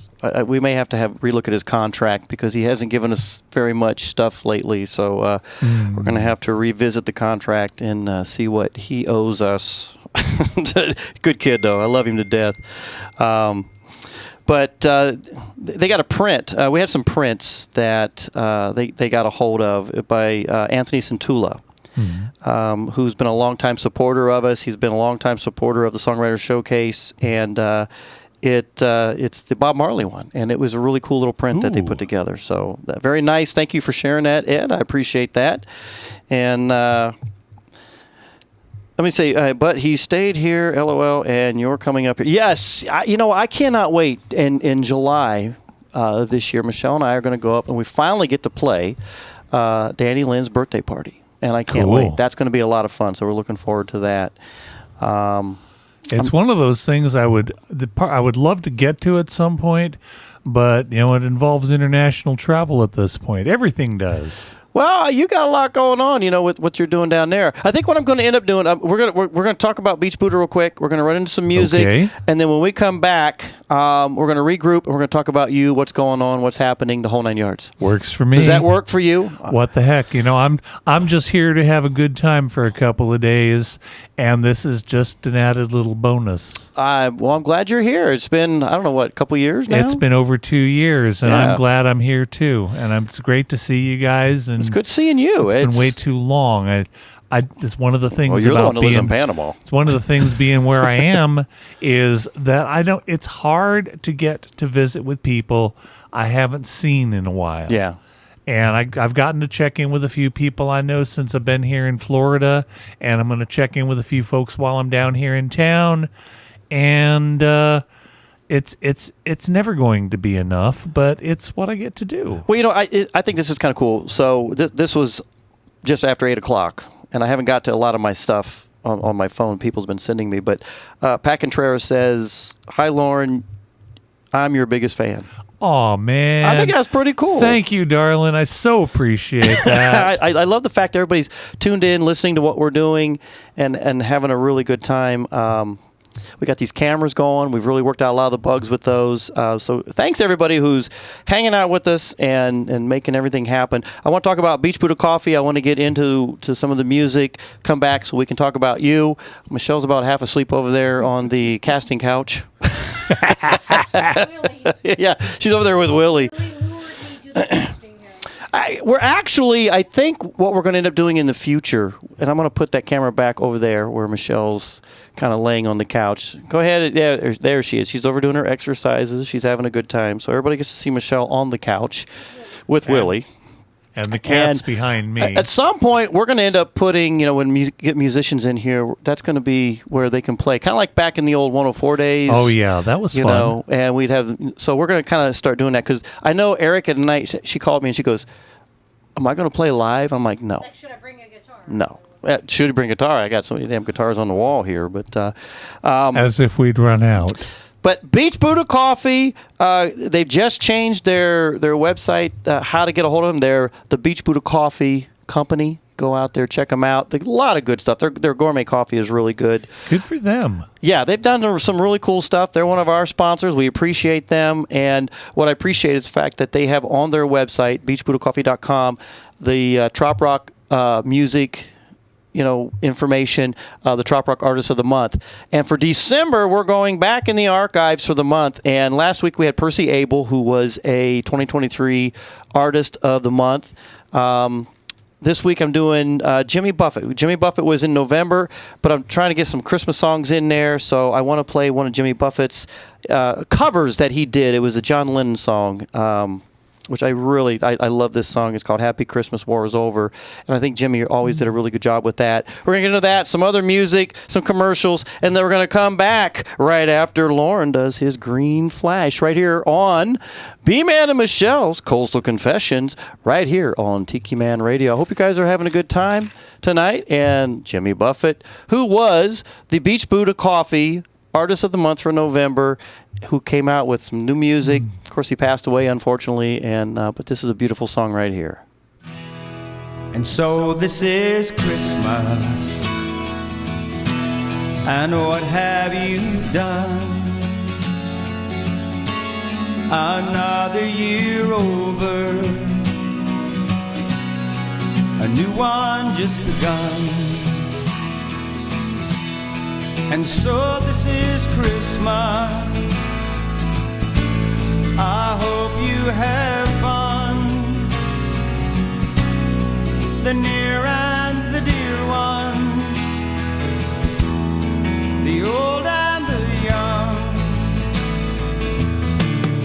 A merry, merry Christmas and a happy New Year. Let's hope it's a good one, without any fear. So this is Christmas, for weak and for strong, the rich and the poor ones. The road is so long. So happy Christmas, for black and for white, the yellow and red one, and stop all the fights. A merry, merry Christmas and a happy New Year. Let's hope it's a good one, without any fear. And so this is Christmas, and what have we done?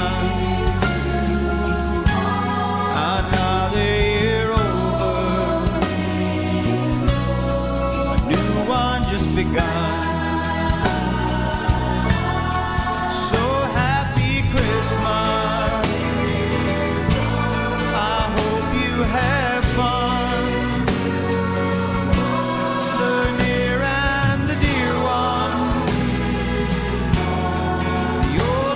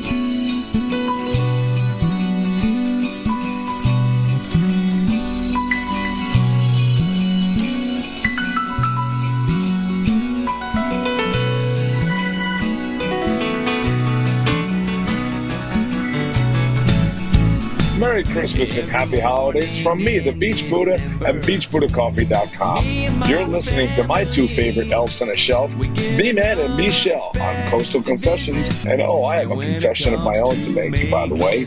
I'm not Santa Claus. But I'm wishing you all a happy holiday season. Keep listening to Coastal Confessions, Key West.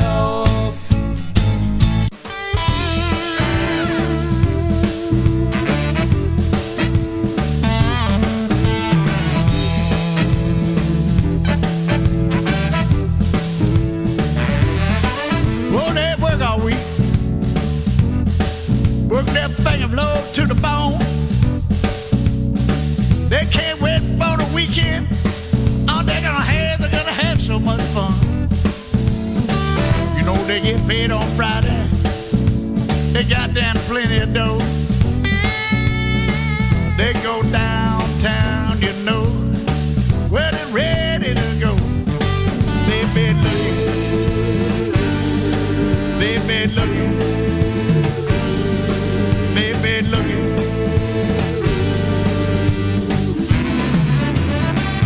King of Crazy Town.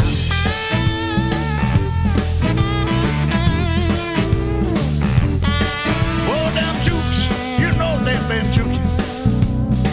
The singers, they been singing. The dancers, they been dancing. And the swingers, oh, they been swinging. The guitar, they been screaming. Down the Ball Street and Green. But everybody down on that dance floor, well, you know they want to make that scene. You know they have been looking. Oh, they're looking. They've been looking for the King of Crazy Town. King of Crazy Town.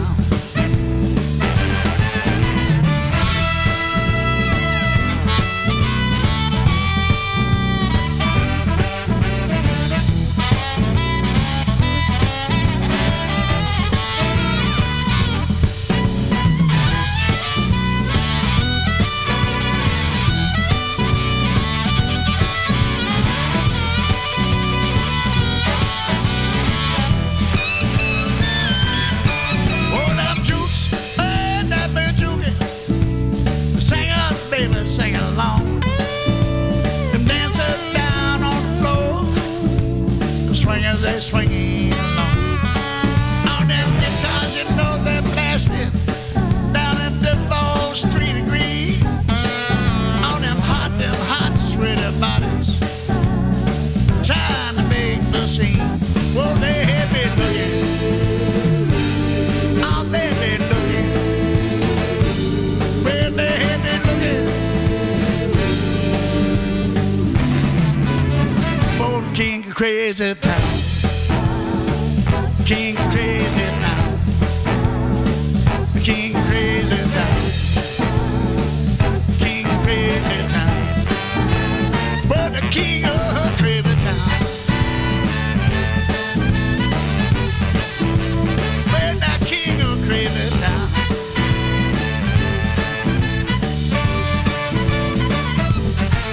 Oh, them dancers, they've been dancing. But down on the floor. Everybody screaming, hey. Everybody one, more. Let me looking. Oh, let me looking. Let me looking for that King of Crazy Town. The King of Crazy Town. The King of Crazy Town. They dancing, swingers, they been swinging. The juicing knows they've been juicing, and the screamers, they've been screaming. Looking for the King of Crazy Town.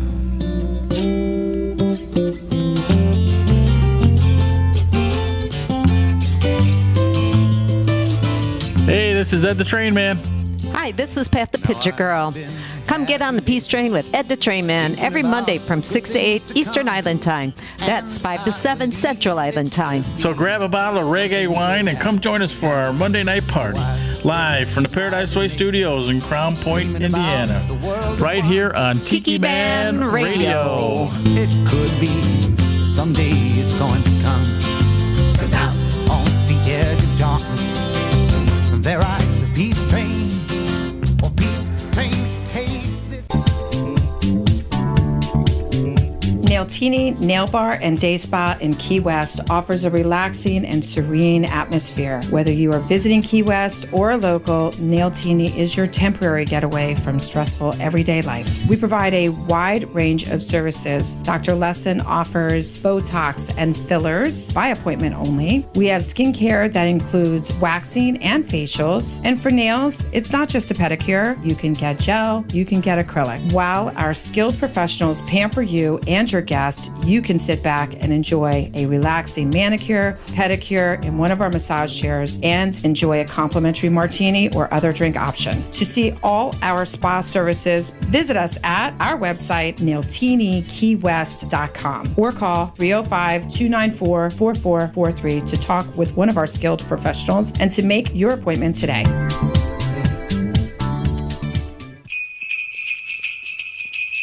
Hey there, happy holidays. This is Adrian Z. This is my new song, It's a Holiday Treasure, and you're listening to Coastal Confessions with B-Man and Michelle on Tiki Man Radio.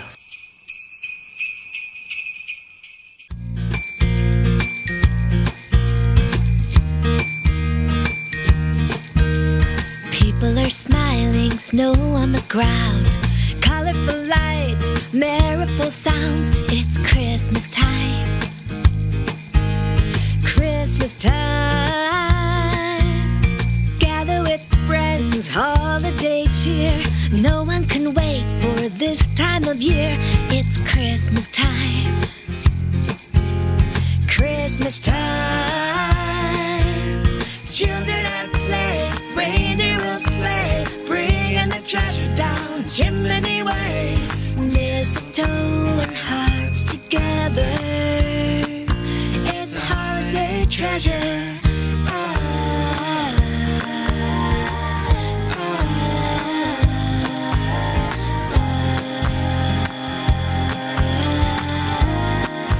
It's a holiday treasure. Evergreen trees tinseled with white, gingerbread smells warm in the night. It's Christmas time. Christmas time.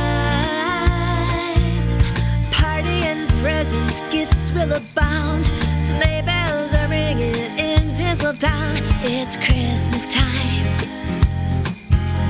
Christmas time. Children at play, reindeer will sleigh, bringing the treasure down chimney way. Mistletoe and hearts together. It's a holiday treasure.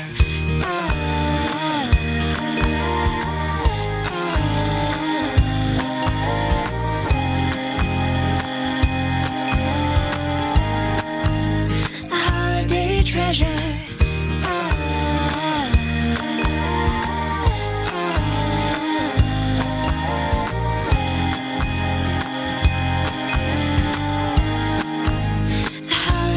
Treasure.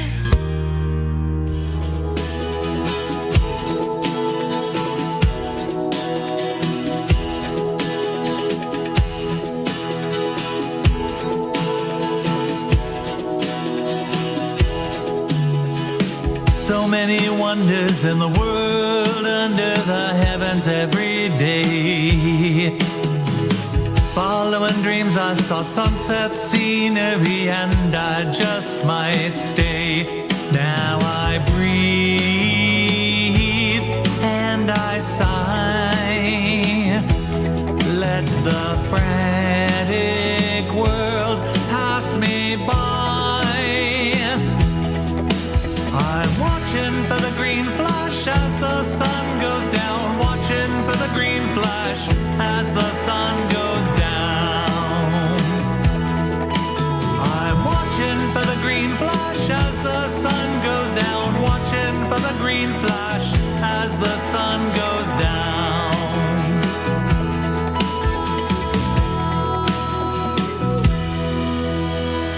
Cornbread chop kept me fed while I lived in my head, but it starved my soul. Till I saw pictures one day, islands far, far away, knew I had to go. Now I breathe and I sigh. Let the magic world fill my eyes. I'm watching for the green flash as the sun goes down. Watching for the green flash as the sun goes down. I'm watching for the green flash as the sun goes down. Watching for the green flash as the sun goes down. Gone on a week and a half and I haven't seen one yet. Don't need no flash to enjoy a sunset. Watching for the green flash as the sun goes down. Watching for the green flash as the sun goes down. Watching for the green flash as the sun goes down. Watching for the green flash as the sun goes down.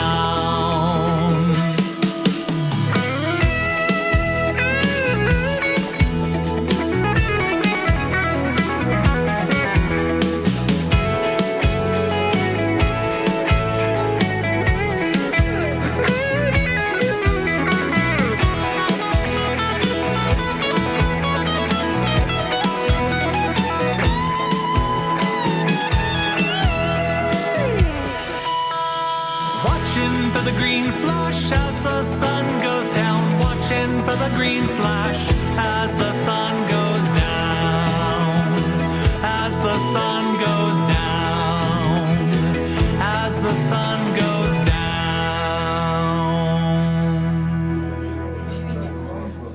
There's a brand new Brewpub in Key West, and you're going to love what they have brewing on their menu. That's right, the Blast Beer Company's Southernmost Pint Brewpub is celebrating their grand opening on December 16th from 3 p.m. to 10 p.m. with happy hour specials and free Brewpub food. From 4 p.m. to 8 p.m. on the Grand Patio, enjoy the Tiki Man Radio as they broadcast live with local radio personalities B-Man and Michelle. Located at 522 Front Street in downtown Key West, the Southernmost Pint Brewpub offers handcrafted beers and made-to-order signature food dishes. Back on tap are 3 of their signature beers, the Southernmost Pint Golden Ale, the Save the Day IPA, and the Hazy Lady New England IPA, and many other tasty handcrafted beers brewed right here in Key West on site. And if you're not a beer drinker, don't worry, as they have available on their menu wine and other adult beverages and booze-free drinks. Hungry? The Southernmost Pint Brewpub has an amazing menu of small fare items that include local favorites, guac and chips, and Mexican esquites street corn, to their delicious main course Caribbean chicken salad, and Trade Winds meatballs. Each week they have a rotating menu offering many other delicious food offerings. Stop in and enjoy one of their tastings of 4 different beer offerings of your choice, or just enjoy a pint or two while taking in the aromas of beer being brewed on site and relaxing inside their brew pub atmosphere. Or soak up the wonderful Key West weather and enjoy one of their beers on tap and hang out on their great outdoor patio with music videos, movies, and sport games. Come by and watch your favorite team play on the biggest screen around. Be a part of the grand opening celebration at the Blast Beer Company's Southernmost Pint Brewpub on December 16th from 3 p.m. to 10 p.m. located at 522 Front Street here in Key West. Blast Beer Company around since 1992, making beer 1 barrel at a time. That's right, Blast Beer. This is so cool. Now we had, so Blast Beer, when we were on 104.9, and later on we simulcast Tiki Man Radio on that. Okay, so I have to put that out there. But Blast Beer was one of our sponsors. I've been seeing their logo for a long time. Well, we got it all over the house here because they gave me they gave you a crap ton of coasters. Yeah. Well, and the cool thing is, I used to make those. Yeah, so I got it right here, Blast Beer. So if you don't check this out, so here's Blast Beer, and then you've got the blast beer little thingy right there. That, little coaster. And then I'm going to put the still up here. Give me a second while I get the still lined up, because right there it is. So Celebration, they're getting ready to announce their brand. They've already been open. They've had a soft opening. Yeah, I've seen you in there. They have done well.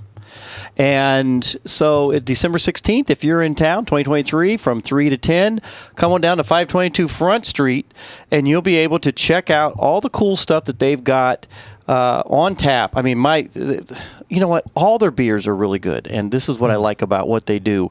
Their stuff is good. Tad, who is the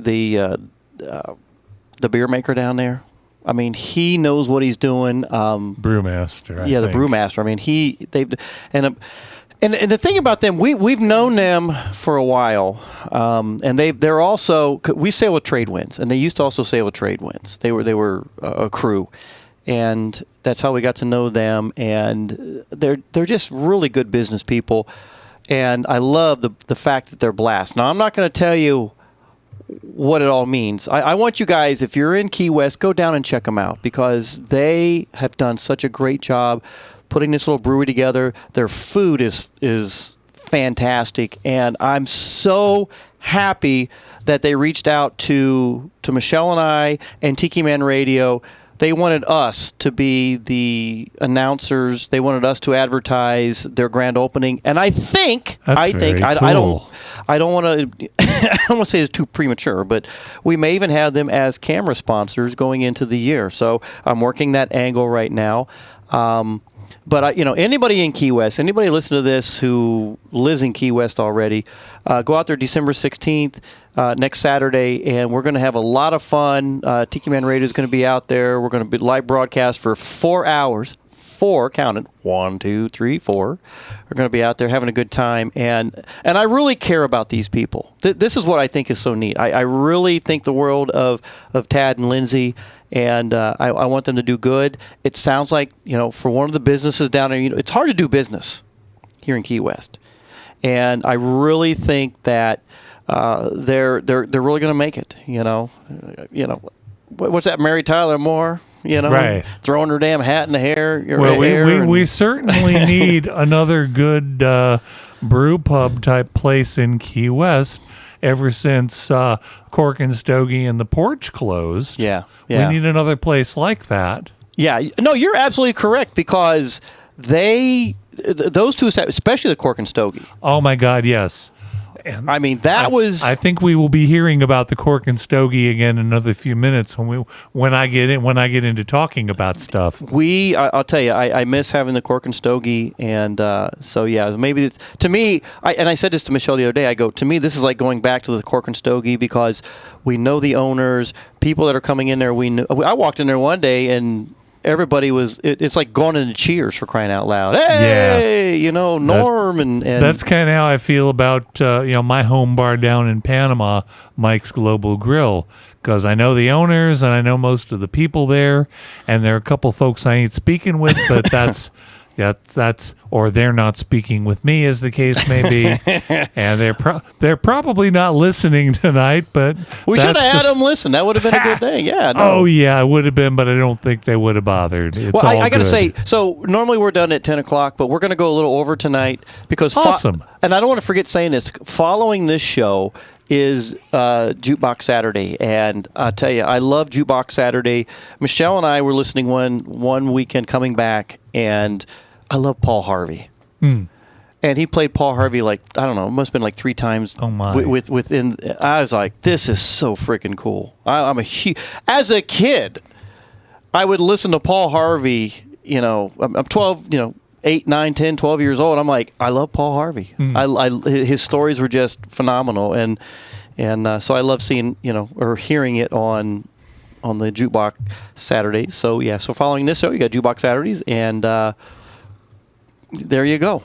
Yeah, there you go. Michelle's over there. She's, I think we have Michelle on the couch. Michelle, please, give a little toast to everybody. Yeah, she's doing the Mary Tyler Moore thing over there, and. Oh wait, I need Are you gonna throw a hat in the air? So everybody listening in tonight, watch Michelle pretty soon because she's gonna be throwing a hat in the air, and because why not? Why not? It's what we do. So let's talk about you, Loren. First of all, I want to say the Green Flash. Now, I love that song. I love the energy in it. I love the lyrics. It means a lot to me living here in Key West. But here's what I think is the coolest thing, and I'm giving you accolades, my friend. Accolades. Oh wait. Okay, Michelle's doing her big thing. Yay. I wish I had the Mary Tyler Moore song. I'd play it, and then you can throw your damn hat up in the air. It even matches the top you're wearing. I know. So, get after all. Watch her on camera. There she goes. She threw her hat. There he goes.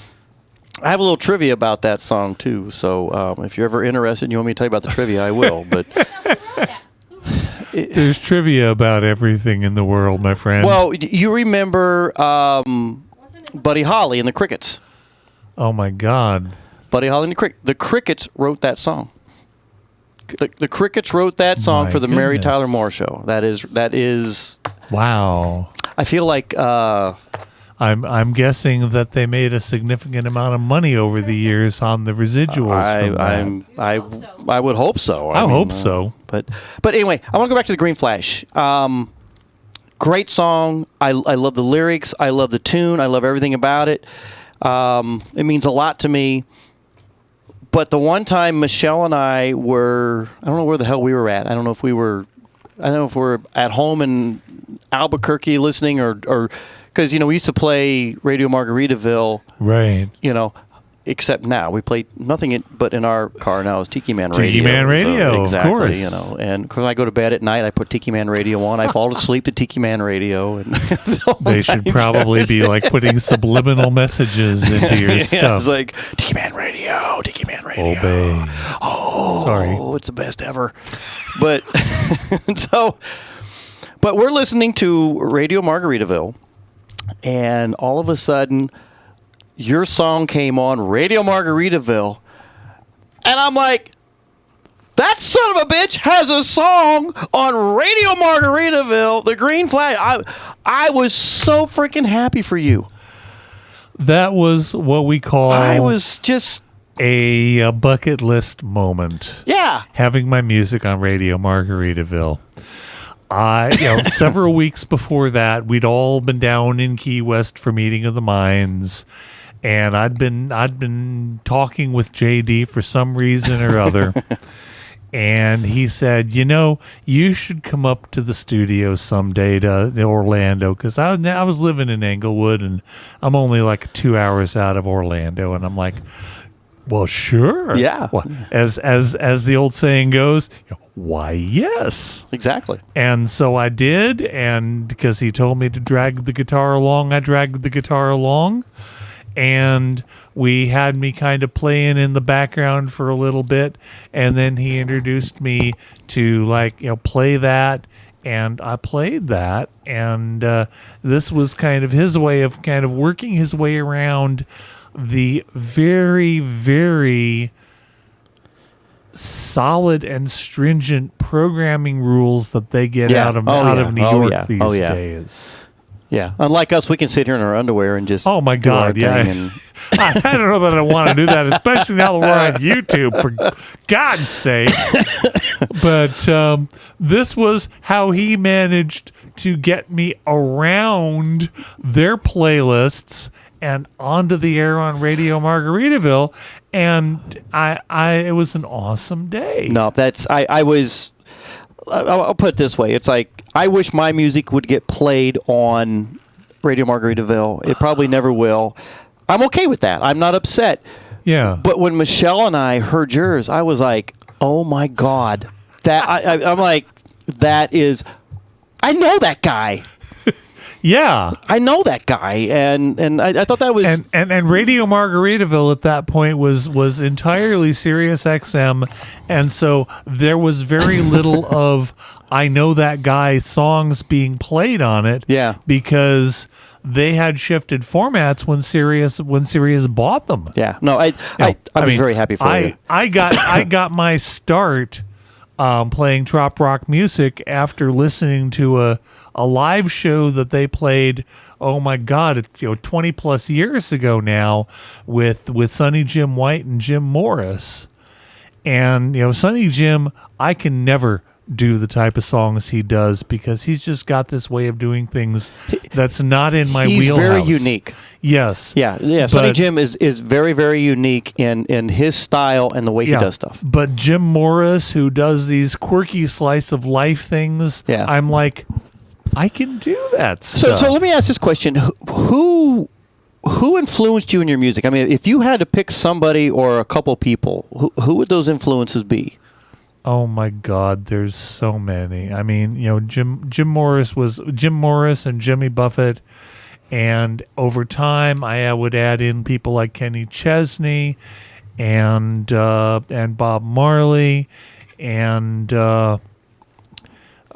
I have it in my brain. Some Michael Franti, and so many people over time. It's like I'd like to do a song like this somewhere along the way. Jack Johnson. I'm fairly Green Flash, I think, has some Jack Johnson in it. Yeah, I could see that. I could see that. And then we get into and then we get into some of the contemporary. The neo-folk stuff that was coming in about 10 years ago, and I was writing some things where I was trying to build those grooves and some of those themes into what I was doing. I was trying to think the other day, it's like when we first met. When did I first meet you? Was it here at Meeting of the Minds, or was it like someplace else? And I can't remember. Michelle, do you remember, Michelle? Yeah, that's what Probably I thought it was in Key West. Because I know you I missed the Rum Barrel, and we were talking about this during some of the song stuff, how, the Rum Barrel back in the day, I'll use the term, was the shit. It was awesome, and I know I had a gig up there, and you guys were in town. We came up one time. I brought you up, and I put you on stage, because so many people had given me stage space during the years when I was like nobody. I mean, I've only barely gotten to just above nobody before fading back into obscurity. But in those days when I was just slightly above obscurity, I was like able to provide some space for people I knew to come in and promote their stuff. And that to me was paying back and paying forward. Well, and that's a good point, because that's kind of how I feel. It's like, our songwriter showcase that we put together, I told Danny, Danny and I, he and I are a team. I mean, we really sit down and talk about stuff. It's just not like he's off on one tangent, I'm off on the other. I mean, we literally talk all the time. Mm-hmm. And, when we came up with the 3 goals, the goal is, the locals were losing their gigs down here.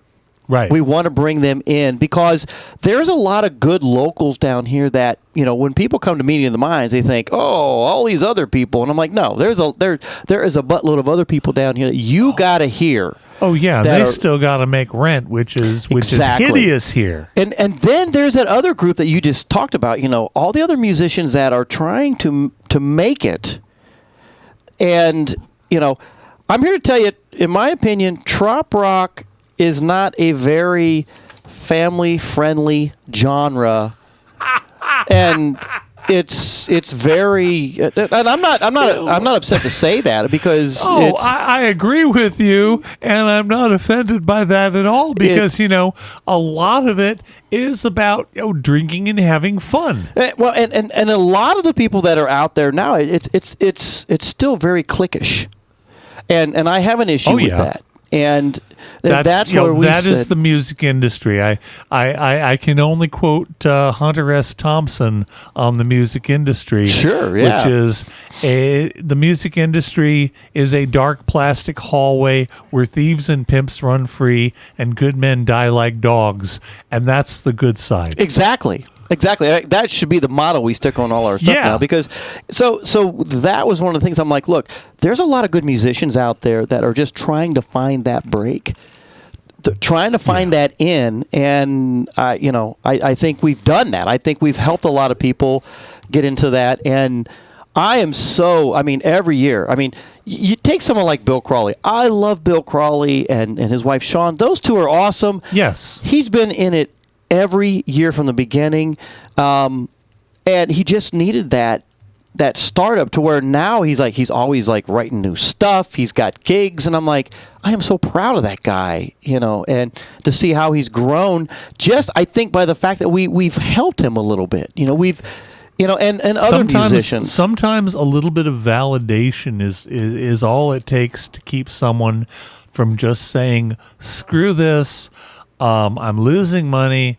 This is not going anywhere. I'm just gonna sell the guitar and go back to working at Walmart or whatever." Yeah. So I was curious about how we first met, because you did give us the opportunity there at the Rum Barrel, and I missed the Rum Barrel. And everything. Oh my God, that was an awesome place. Yeah. Oh yeah, we probably met you through Danny and Chris. The old Cork and Stokey days and everything like that. That's entirely possible. Yeah. Or at the Chris and Danny half chicken bake. That's also possible, but I we met you the next day at the hospital when we were all up there for selling it. I'm just. That's Cinderella's less popular sister. Yeah. But no, it's the Cork and Stokey. We were talking about that earlier. Oh my God! Yeah. Well, and this actually, I'm going to roll over into what I'm actually doing with some corner of my life right now. Now that I have totally retired from music. I do occasionally sing here and there down in Panama, but I can't get a work permit, so I don't do anything official down there. You're kind of in a different situation now. I'm in a very different situation. I can't. Shipping stuff to the U.S. is prohibitive, so I don't do physical CDs anymore. Yeah. But one of the places where my creative energy has gone in the last few years has been to writing urban fantasy short stories set in Key West. So you're writing books. I'm writing short stories, and God's willing, I get to the point where I can get an entire book out of it somewhere, but I'm still probably 15,000 words short of being there. So when you say writing short stories, what does that mean? You're writing a short story of... I have about a dozen. Well, I've got about like 2 chapters 14. Or something, or 3 chapters, or I guess short stories run an entire range from the 1,000 word and under flash fiction, right, as it's called, and I have several of those, to 7,000 to 15,000 words. After which it starts becoming a novella, and you don't get to a novel until you're over 60,000, 70,000 words. Yeah. I'm at I think I turned out something that was about 13,000 words once, and I'm not entirely sure it's going to be that way when it hits its final form. But, in the 3,000 to 5,000 word range, I've got several things that I have been, putting out for critique or putting out for possible publication. Yeah. And they are set in Key West. My inspirations for this include crime novelist Lawrence Shames, whom I do recommend. He writes very, very quirky, humorous stuff set in Key West. Right. And I got turned on to him from science fiction author Spider Robinson, who has had a couple of books that wound up set in Key West. Okay. And I have a number of other influences that on the writing about cryptids and mythical beings front. Excuse me. And so, I have... a story involving, Florida has its own version of Bigfoot called a skunk ape. A skunk ape. I swear to God, feet sticking up. That's true. And, I have a story about someone who's half skunk ape, trying to come to terms with who they are and what they are, and that's currently in talks with somebody for an anthology on Bigfoot stuff. Okay. And I can't really say anything more about that because that's, of course, in the middle of things. Sure. I have a story that started out with, the zombie bike ride, which is a big part of Fantasy Fest down here. What would happen if if some real zombies showed up for that? Right. And I'm currently working on the revised version of that. Okay.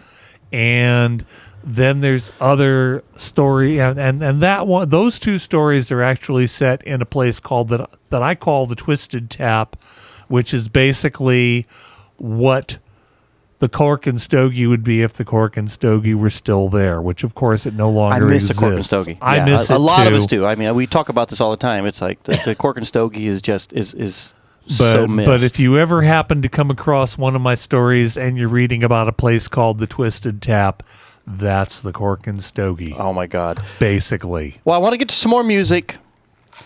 Come back, chat with you, and then we're going to close the show out. Awesome. I'm just here in town, and you said, why don't you come on the air tonight? And I'm not really doing music anymore, and the stories stuff is still getting itself organized, and so I'm just kind of an occasionally interesting person who can comment on all sorts of stuff. I want to say this: you were part of Trop Rock. You had music. You had music that got on Radio Margaritaville. You are that person out there that is beating the. I'm the man at the end of the bar at the end of the day. You're just like us. I mean, we've, Chris Ream still kind of credits me with coming up with the phrase tropical Americana. We were talking with Erica earlier, and I'm one of 2 or 3 people who introduced her to trop rock out of country. Yeah. And there were a couple other individuals who did that at points in the time, but when she came out with her pirate song, I'm like, go talk to Dennis King. And here's what I think too is like trop rock needed that, because you look at Tom Shepard. Oh yeah, he's country. He is totally country. I don't give a crap what anybody says. That boy is country. All right. Yes, but sir. He got in with some cool songs. Oh yeah, and we've known Tom a long time. We've had Tom stay at our house. Brilliant songwriter. And trop rock has worked for him when country music didn't. In my opinion, that's my opinion. Okay, he had some number ones. With writing with Private Malone and some others, and he's done some really good work. Redneck Yacht Club. But trop rock musicians has grasped him more than country music did, because the songs he was writing was for other people who got in and he didn't. Yeah. But it's what we call being an outside writer, which is definitely a full-time thing for a lot of people in the country world. Yeah, and I think a lot of that, we've got a lot of good artists out there. Oh my God! Within our genre of music, and I'm just happy to be a part of what we do. Yeah. What I would like to see someday, at this point, we've got people like Tom and Erica who are country artists who have brought stuff into the trop rock genre and had some success with it. I would like to see somebody who started out in the trop rock genre break out into something more mainstream. Yeah, I can see that. Yeah. That hasn't happened yet, but I think that it is something that could happen, and I think that it should happen. Yeah. Well, but you also look at other people that, you look at, I can't think of his name right now. He's a country musician that's written a lot of songs, for like Randy Travis and so many others, and now he's in the trop rock genre, and they really think a lot of him. I'll think of his name when I get back. It escapes me, but it's not ringing bells at the moment. But you probably mention it, and I'll go, "Oh yeah, yeah." I can't think of it. But we're gonna use some music, see if I can remember that guy's name. But I know for a fact that he's the same way. I mean, he's done a lot of Nashville kind of stuff, and I think granted, he's written a lot of number ones for a lot of different artists.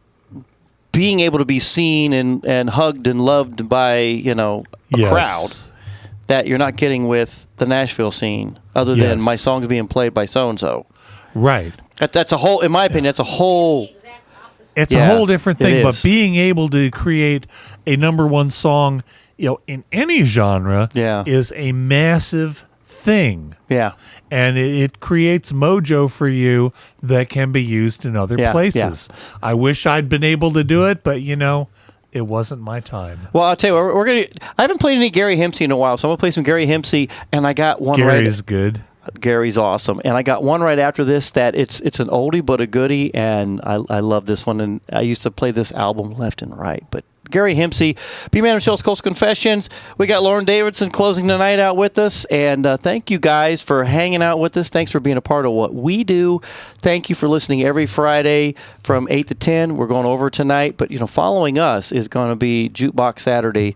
And Danny, I know Danny's got it loaded up and ready to go. And thank you, Danny. Thank you, Danny, for letting us do what we do here. Hopefully the cameras are doing well for us. And we love each and every one of you that support us. Please share with your family, your friends, your enemies. You name it, I don't care. What he said. We want everybody to watch us on Tiki Man Radio because that's what we do. Gary Hempsey. And this one really should go out to Ed the Train Man because this is Gary Hempsey's Train.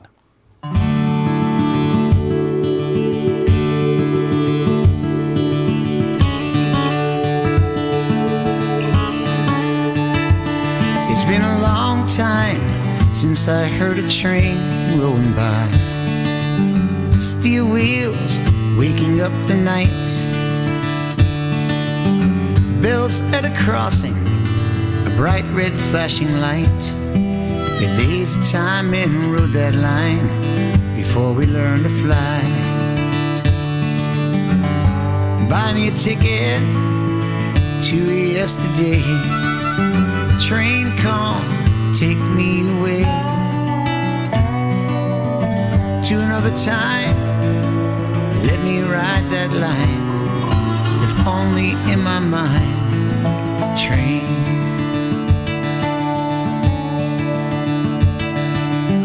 America was beautiful from the windows of that train. From the Colorado Rockies to the bay at Key Biscayne. Kids put pennies on the track, they flattened honest Abe. It's been a long time since I heard the sound of a train. Buy me a ticket to yesterday. Train come, take me away to another time. Let me ride that line, if only in my mind. Train.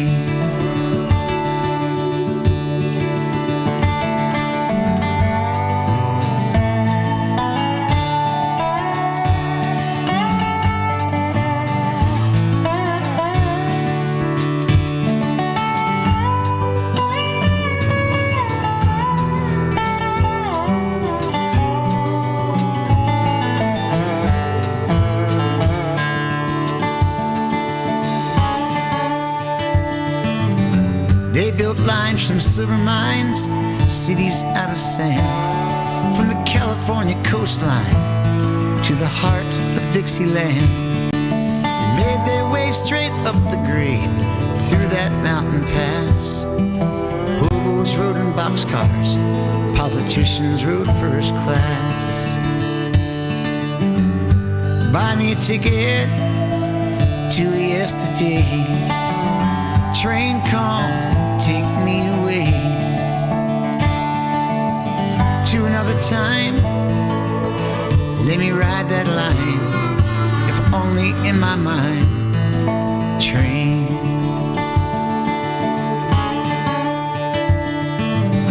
Jesse robbed the mail train.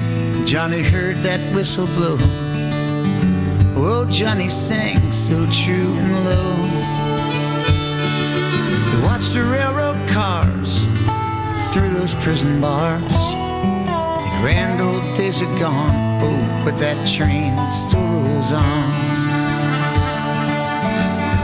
Buy me a ticket to yesterday.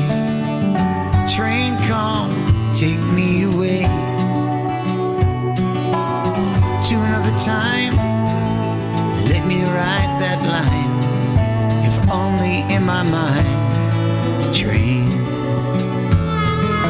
if only in my mind. Train.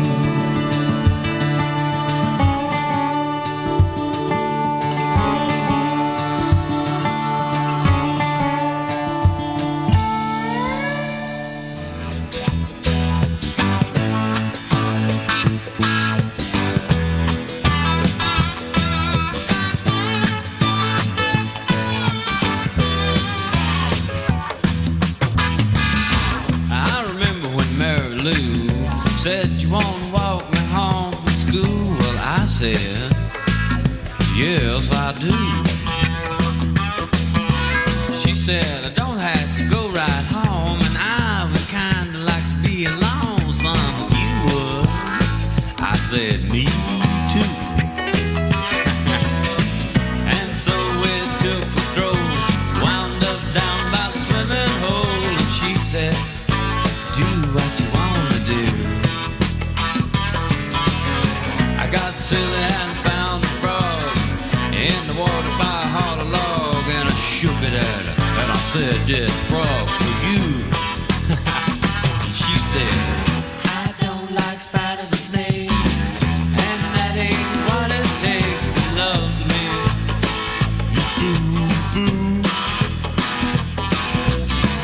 I don't like spiders and snakes, and that ain't what it takes to love me. Like I wanna be loved by you.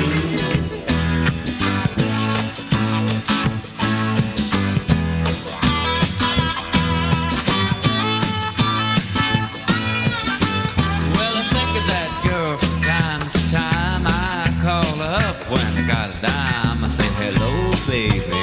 She said, ain't you cool? Said, do you remember when, and would you like to get together again? She said, I'll see you after school. I was shy so for a while. Most of my love was touching smiles. And she said, come on over here. I was nervous as you might guess, still looking for something to slip down her dress. And she said, let's make it perfectly clear. She said, I don't like spiders and snakes, and that ain't what it takes to love me. You fool. I don't like spiders and snakes, and that ain't what it takes to love me. Like I wanna be loved by you.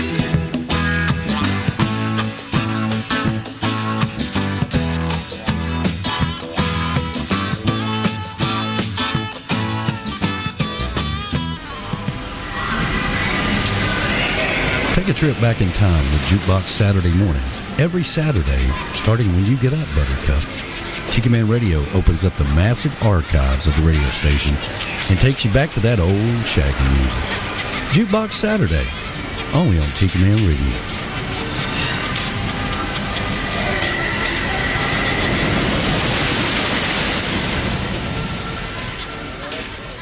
Saturday is right after B-Man and Michelle's Cole's Confessions, and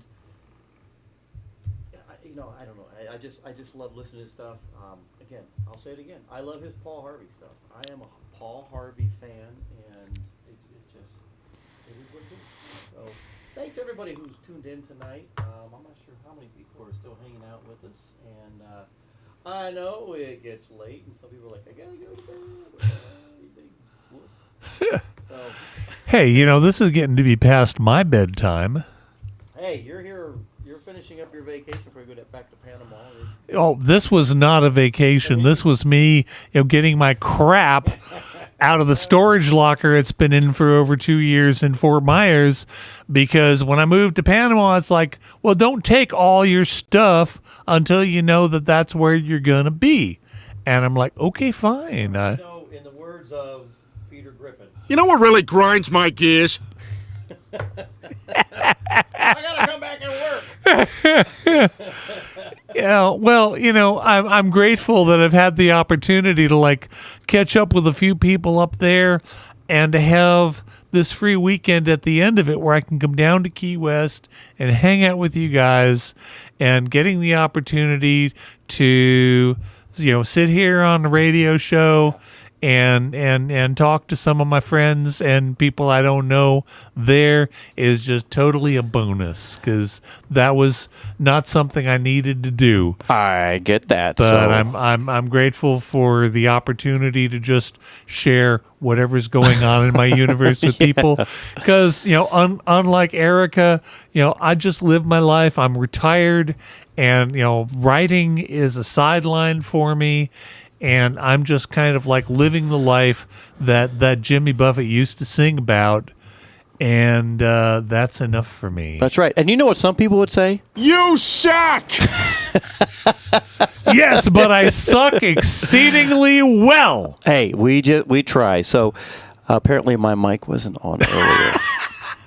If we're gonna, if we're gonna go there, man, stuff happens. Indeed. It's just I'm sitting here, I'm running 1,000 different things, and let me put the. You're doing a good job with all of it, man. Danny, I'm really trying hard. I'm looking at you in my camera, and I'm doing the best that I can, and trying to make Tiki Man Radio look good. And I don't know what else to say, but. It's just one of those things, and this is my time, for me to say to you, you're a really nice guy. You put up with a lot of crap, but it is what it is. And, if it weren't for you, Danny, none of us would be here doing the things we're doing, and your vision and what you do with Tiki Man Radio and all the things you do around there. Yeah. It's appreciated, and your friendship, that's also appreciated. And because you want me to do this video show, you suck. I couldn't help it though. I love it. This is fun. I mean, again, I love Danny he's a brother, and I really appreciate him so much. And thank you. Yes, thank you. We have a great show, and we've really grown this show. We've done a lot down here in Key West, and it's been a lot of fun. So the camera's back on you. I put it back. Yeah. I certainly was not planning on being on camera tonight, but and then we got Michelle over on the couch. Michelle, wave at everybody. Yeah. You put. Do my best Vanna White impression here.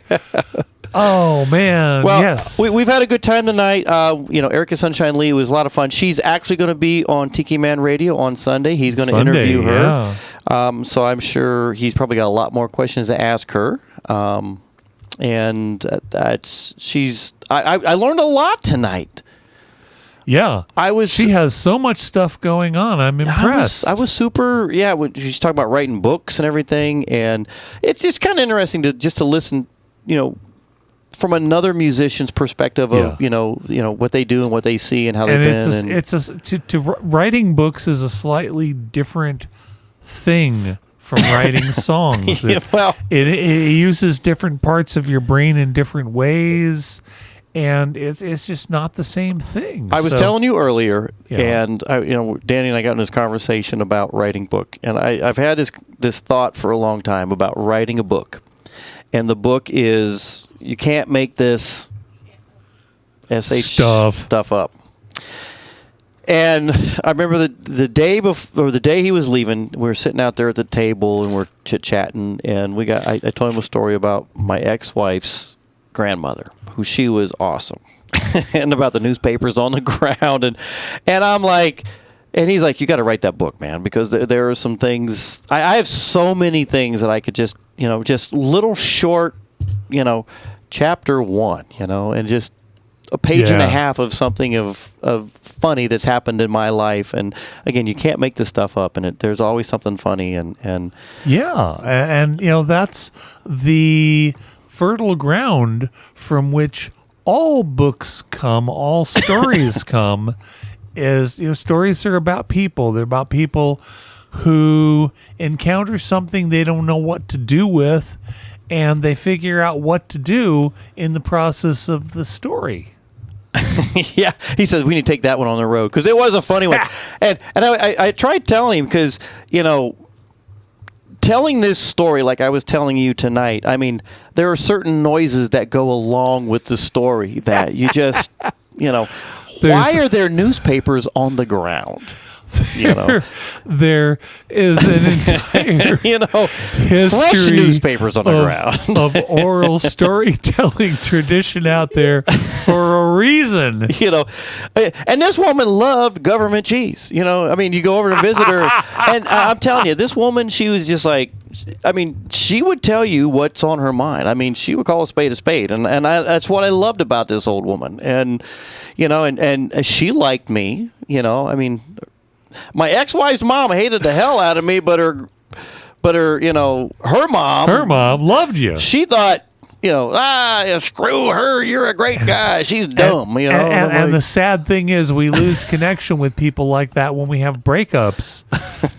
You may not be able to get along with the ex anymore, but either their mom or their sister or their grandmother. In your case, the grandmother. She loved the hell out of me. Or the cats, or whatever. and that stuff gets lost in when a relationship ends sometimes. Well, you when the story goes, would you like some government cheese? And it was like,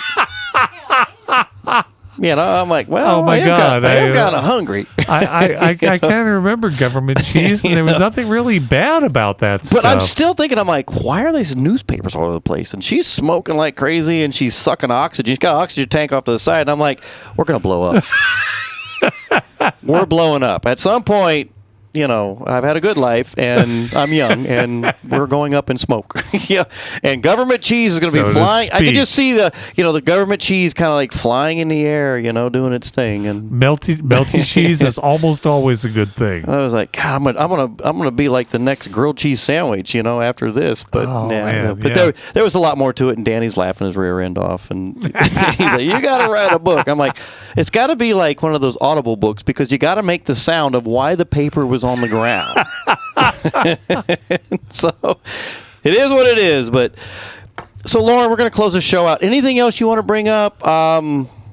Really, I'm just grateful to have had the very, very tiny success, if you can use that word, with the music I've had. I am grateful for the life that I have and the ability to actually live in the tropics and be able to just take every day being a little bit mellow. Yep.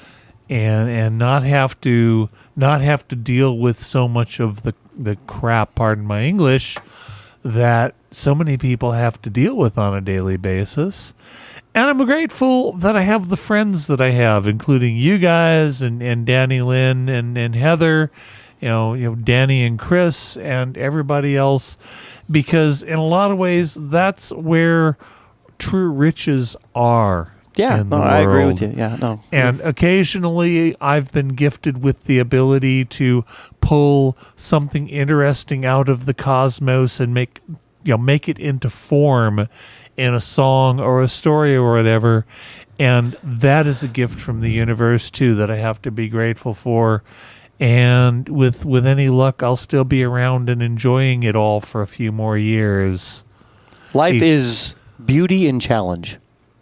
When you think about it, that's an interesting way of putting it. I can't disagree with that. There's a lot of beauty about it, and there's a lot of challenges about it. And, indeed, yeah. We're always. But you know what? I'm gonna say this.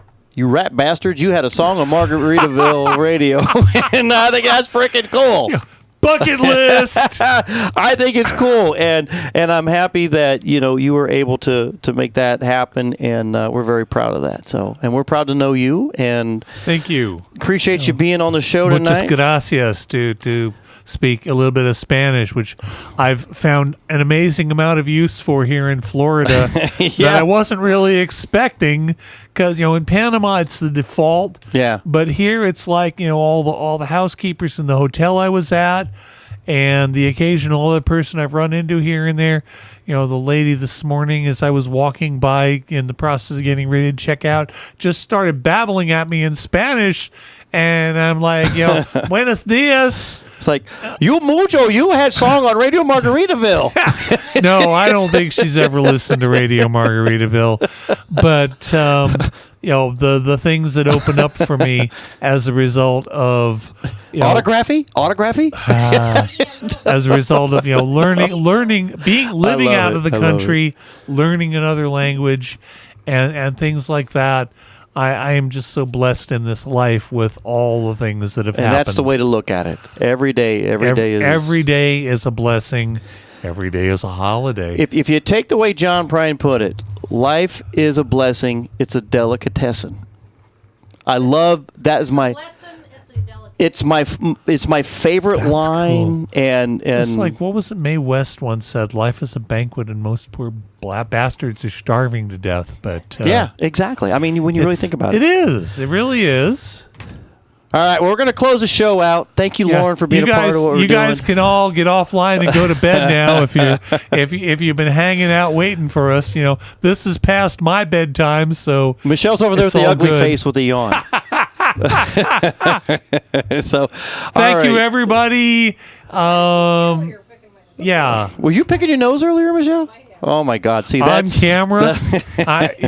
I'm trying to avoid that. Let's put that camera back on her. So you were over there picking your nose on the couch on the camera for the show. Well, you can pick your friends, you can pick your nose, but you shouldn't be picking your friend's nose. I don't know if I was God.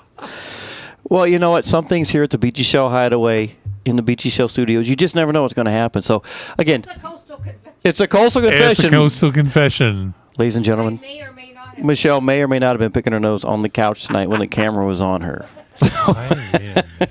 So, all right, Michelle, we gotta watch those things. It's like we're gonna have to have like a briefing now before a show. Okay, before a show, everybody needs to don't pick your nose on the couch. Don't do this. Don't scratch your butt on camera. Celebrate life, everybody. Every day. Every bit of humor you can get. Oh, my God. Just celebrate it, because otherwise it's going to grind you down. Guys, thank you so much for hanging out with us. We so appreciate each and every one of you for being a part of what we do here on a Friday night, Coastal Confessions with B-Man and Michelle, and the new cameras. We're making everything happen here. We appreciate everyone who hangs with us, and we'll be back next Friday with Lord knows what's going to happen, and we got a lot more coming up. Thank you to our new sponsor for the month of December, and hopefully a new camera sponsor, which is the Southernmost Pint Brewpub, 522 Front Street. They're down there. I got to get down there tomorrow. We're going to go there, so we're going to go there and hang out. So I want to leave you guys with a little comment, because we're going to be back here next week. Y'all come back now. You hear? Yeah, here. Thanks for hanging out with us. We're going to close out with a little Robert Earl Keen, I'm Coming Home. Thank you guys for hanging out with us. We'll see you next week. Good night, everybody.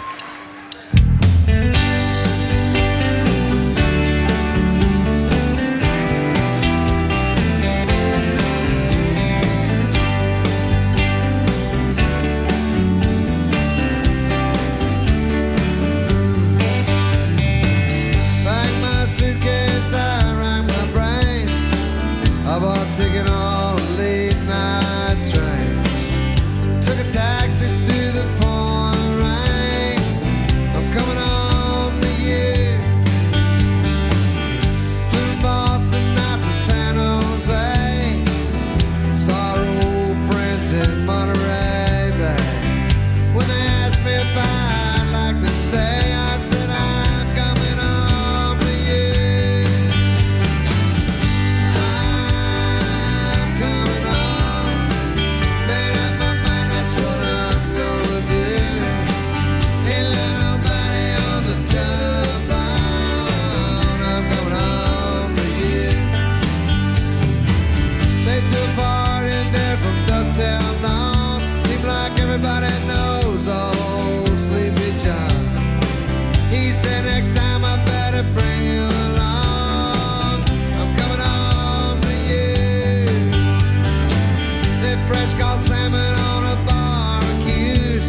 are people jamming the all-night blues.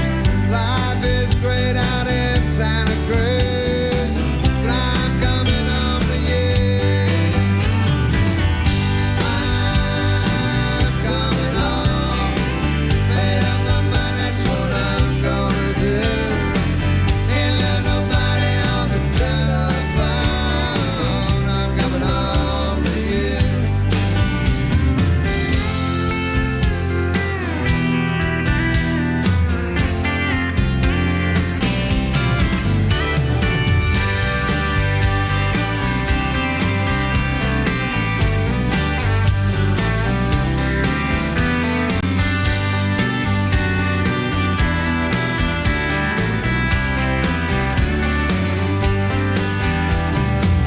I drove forever out to God knows where.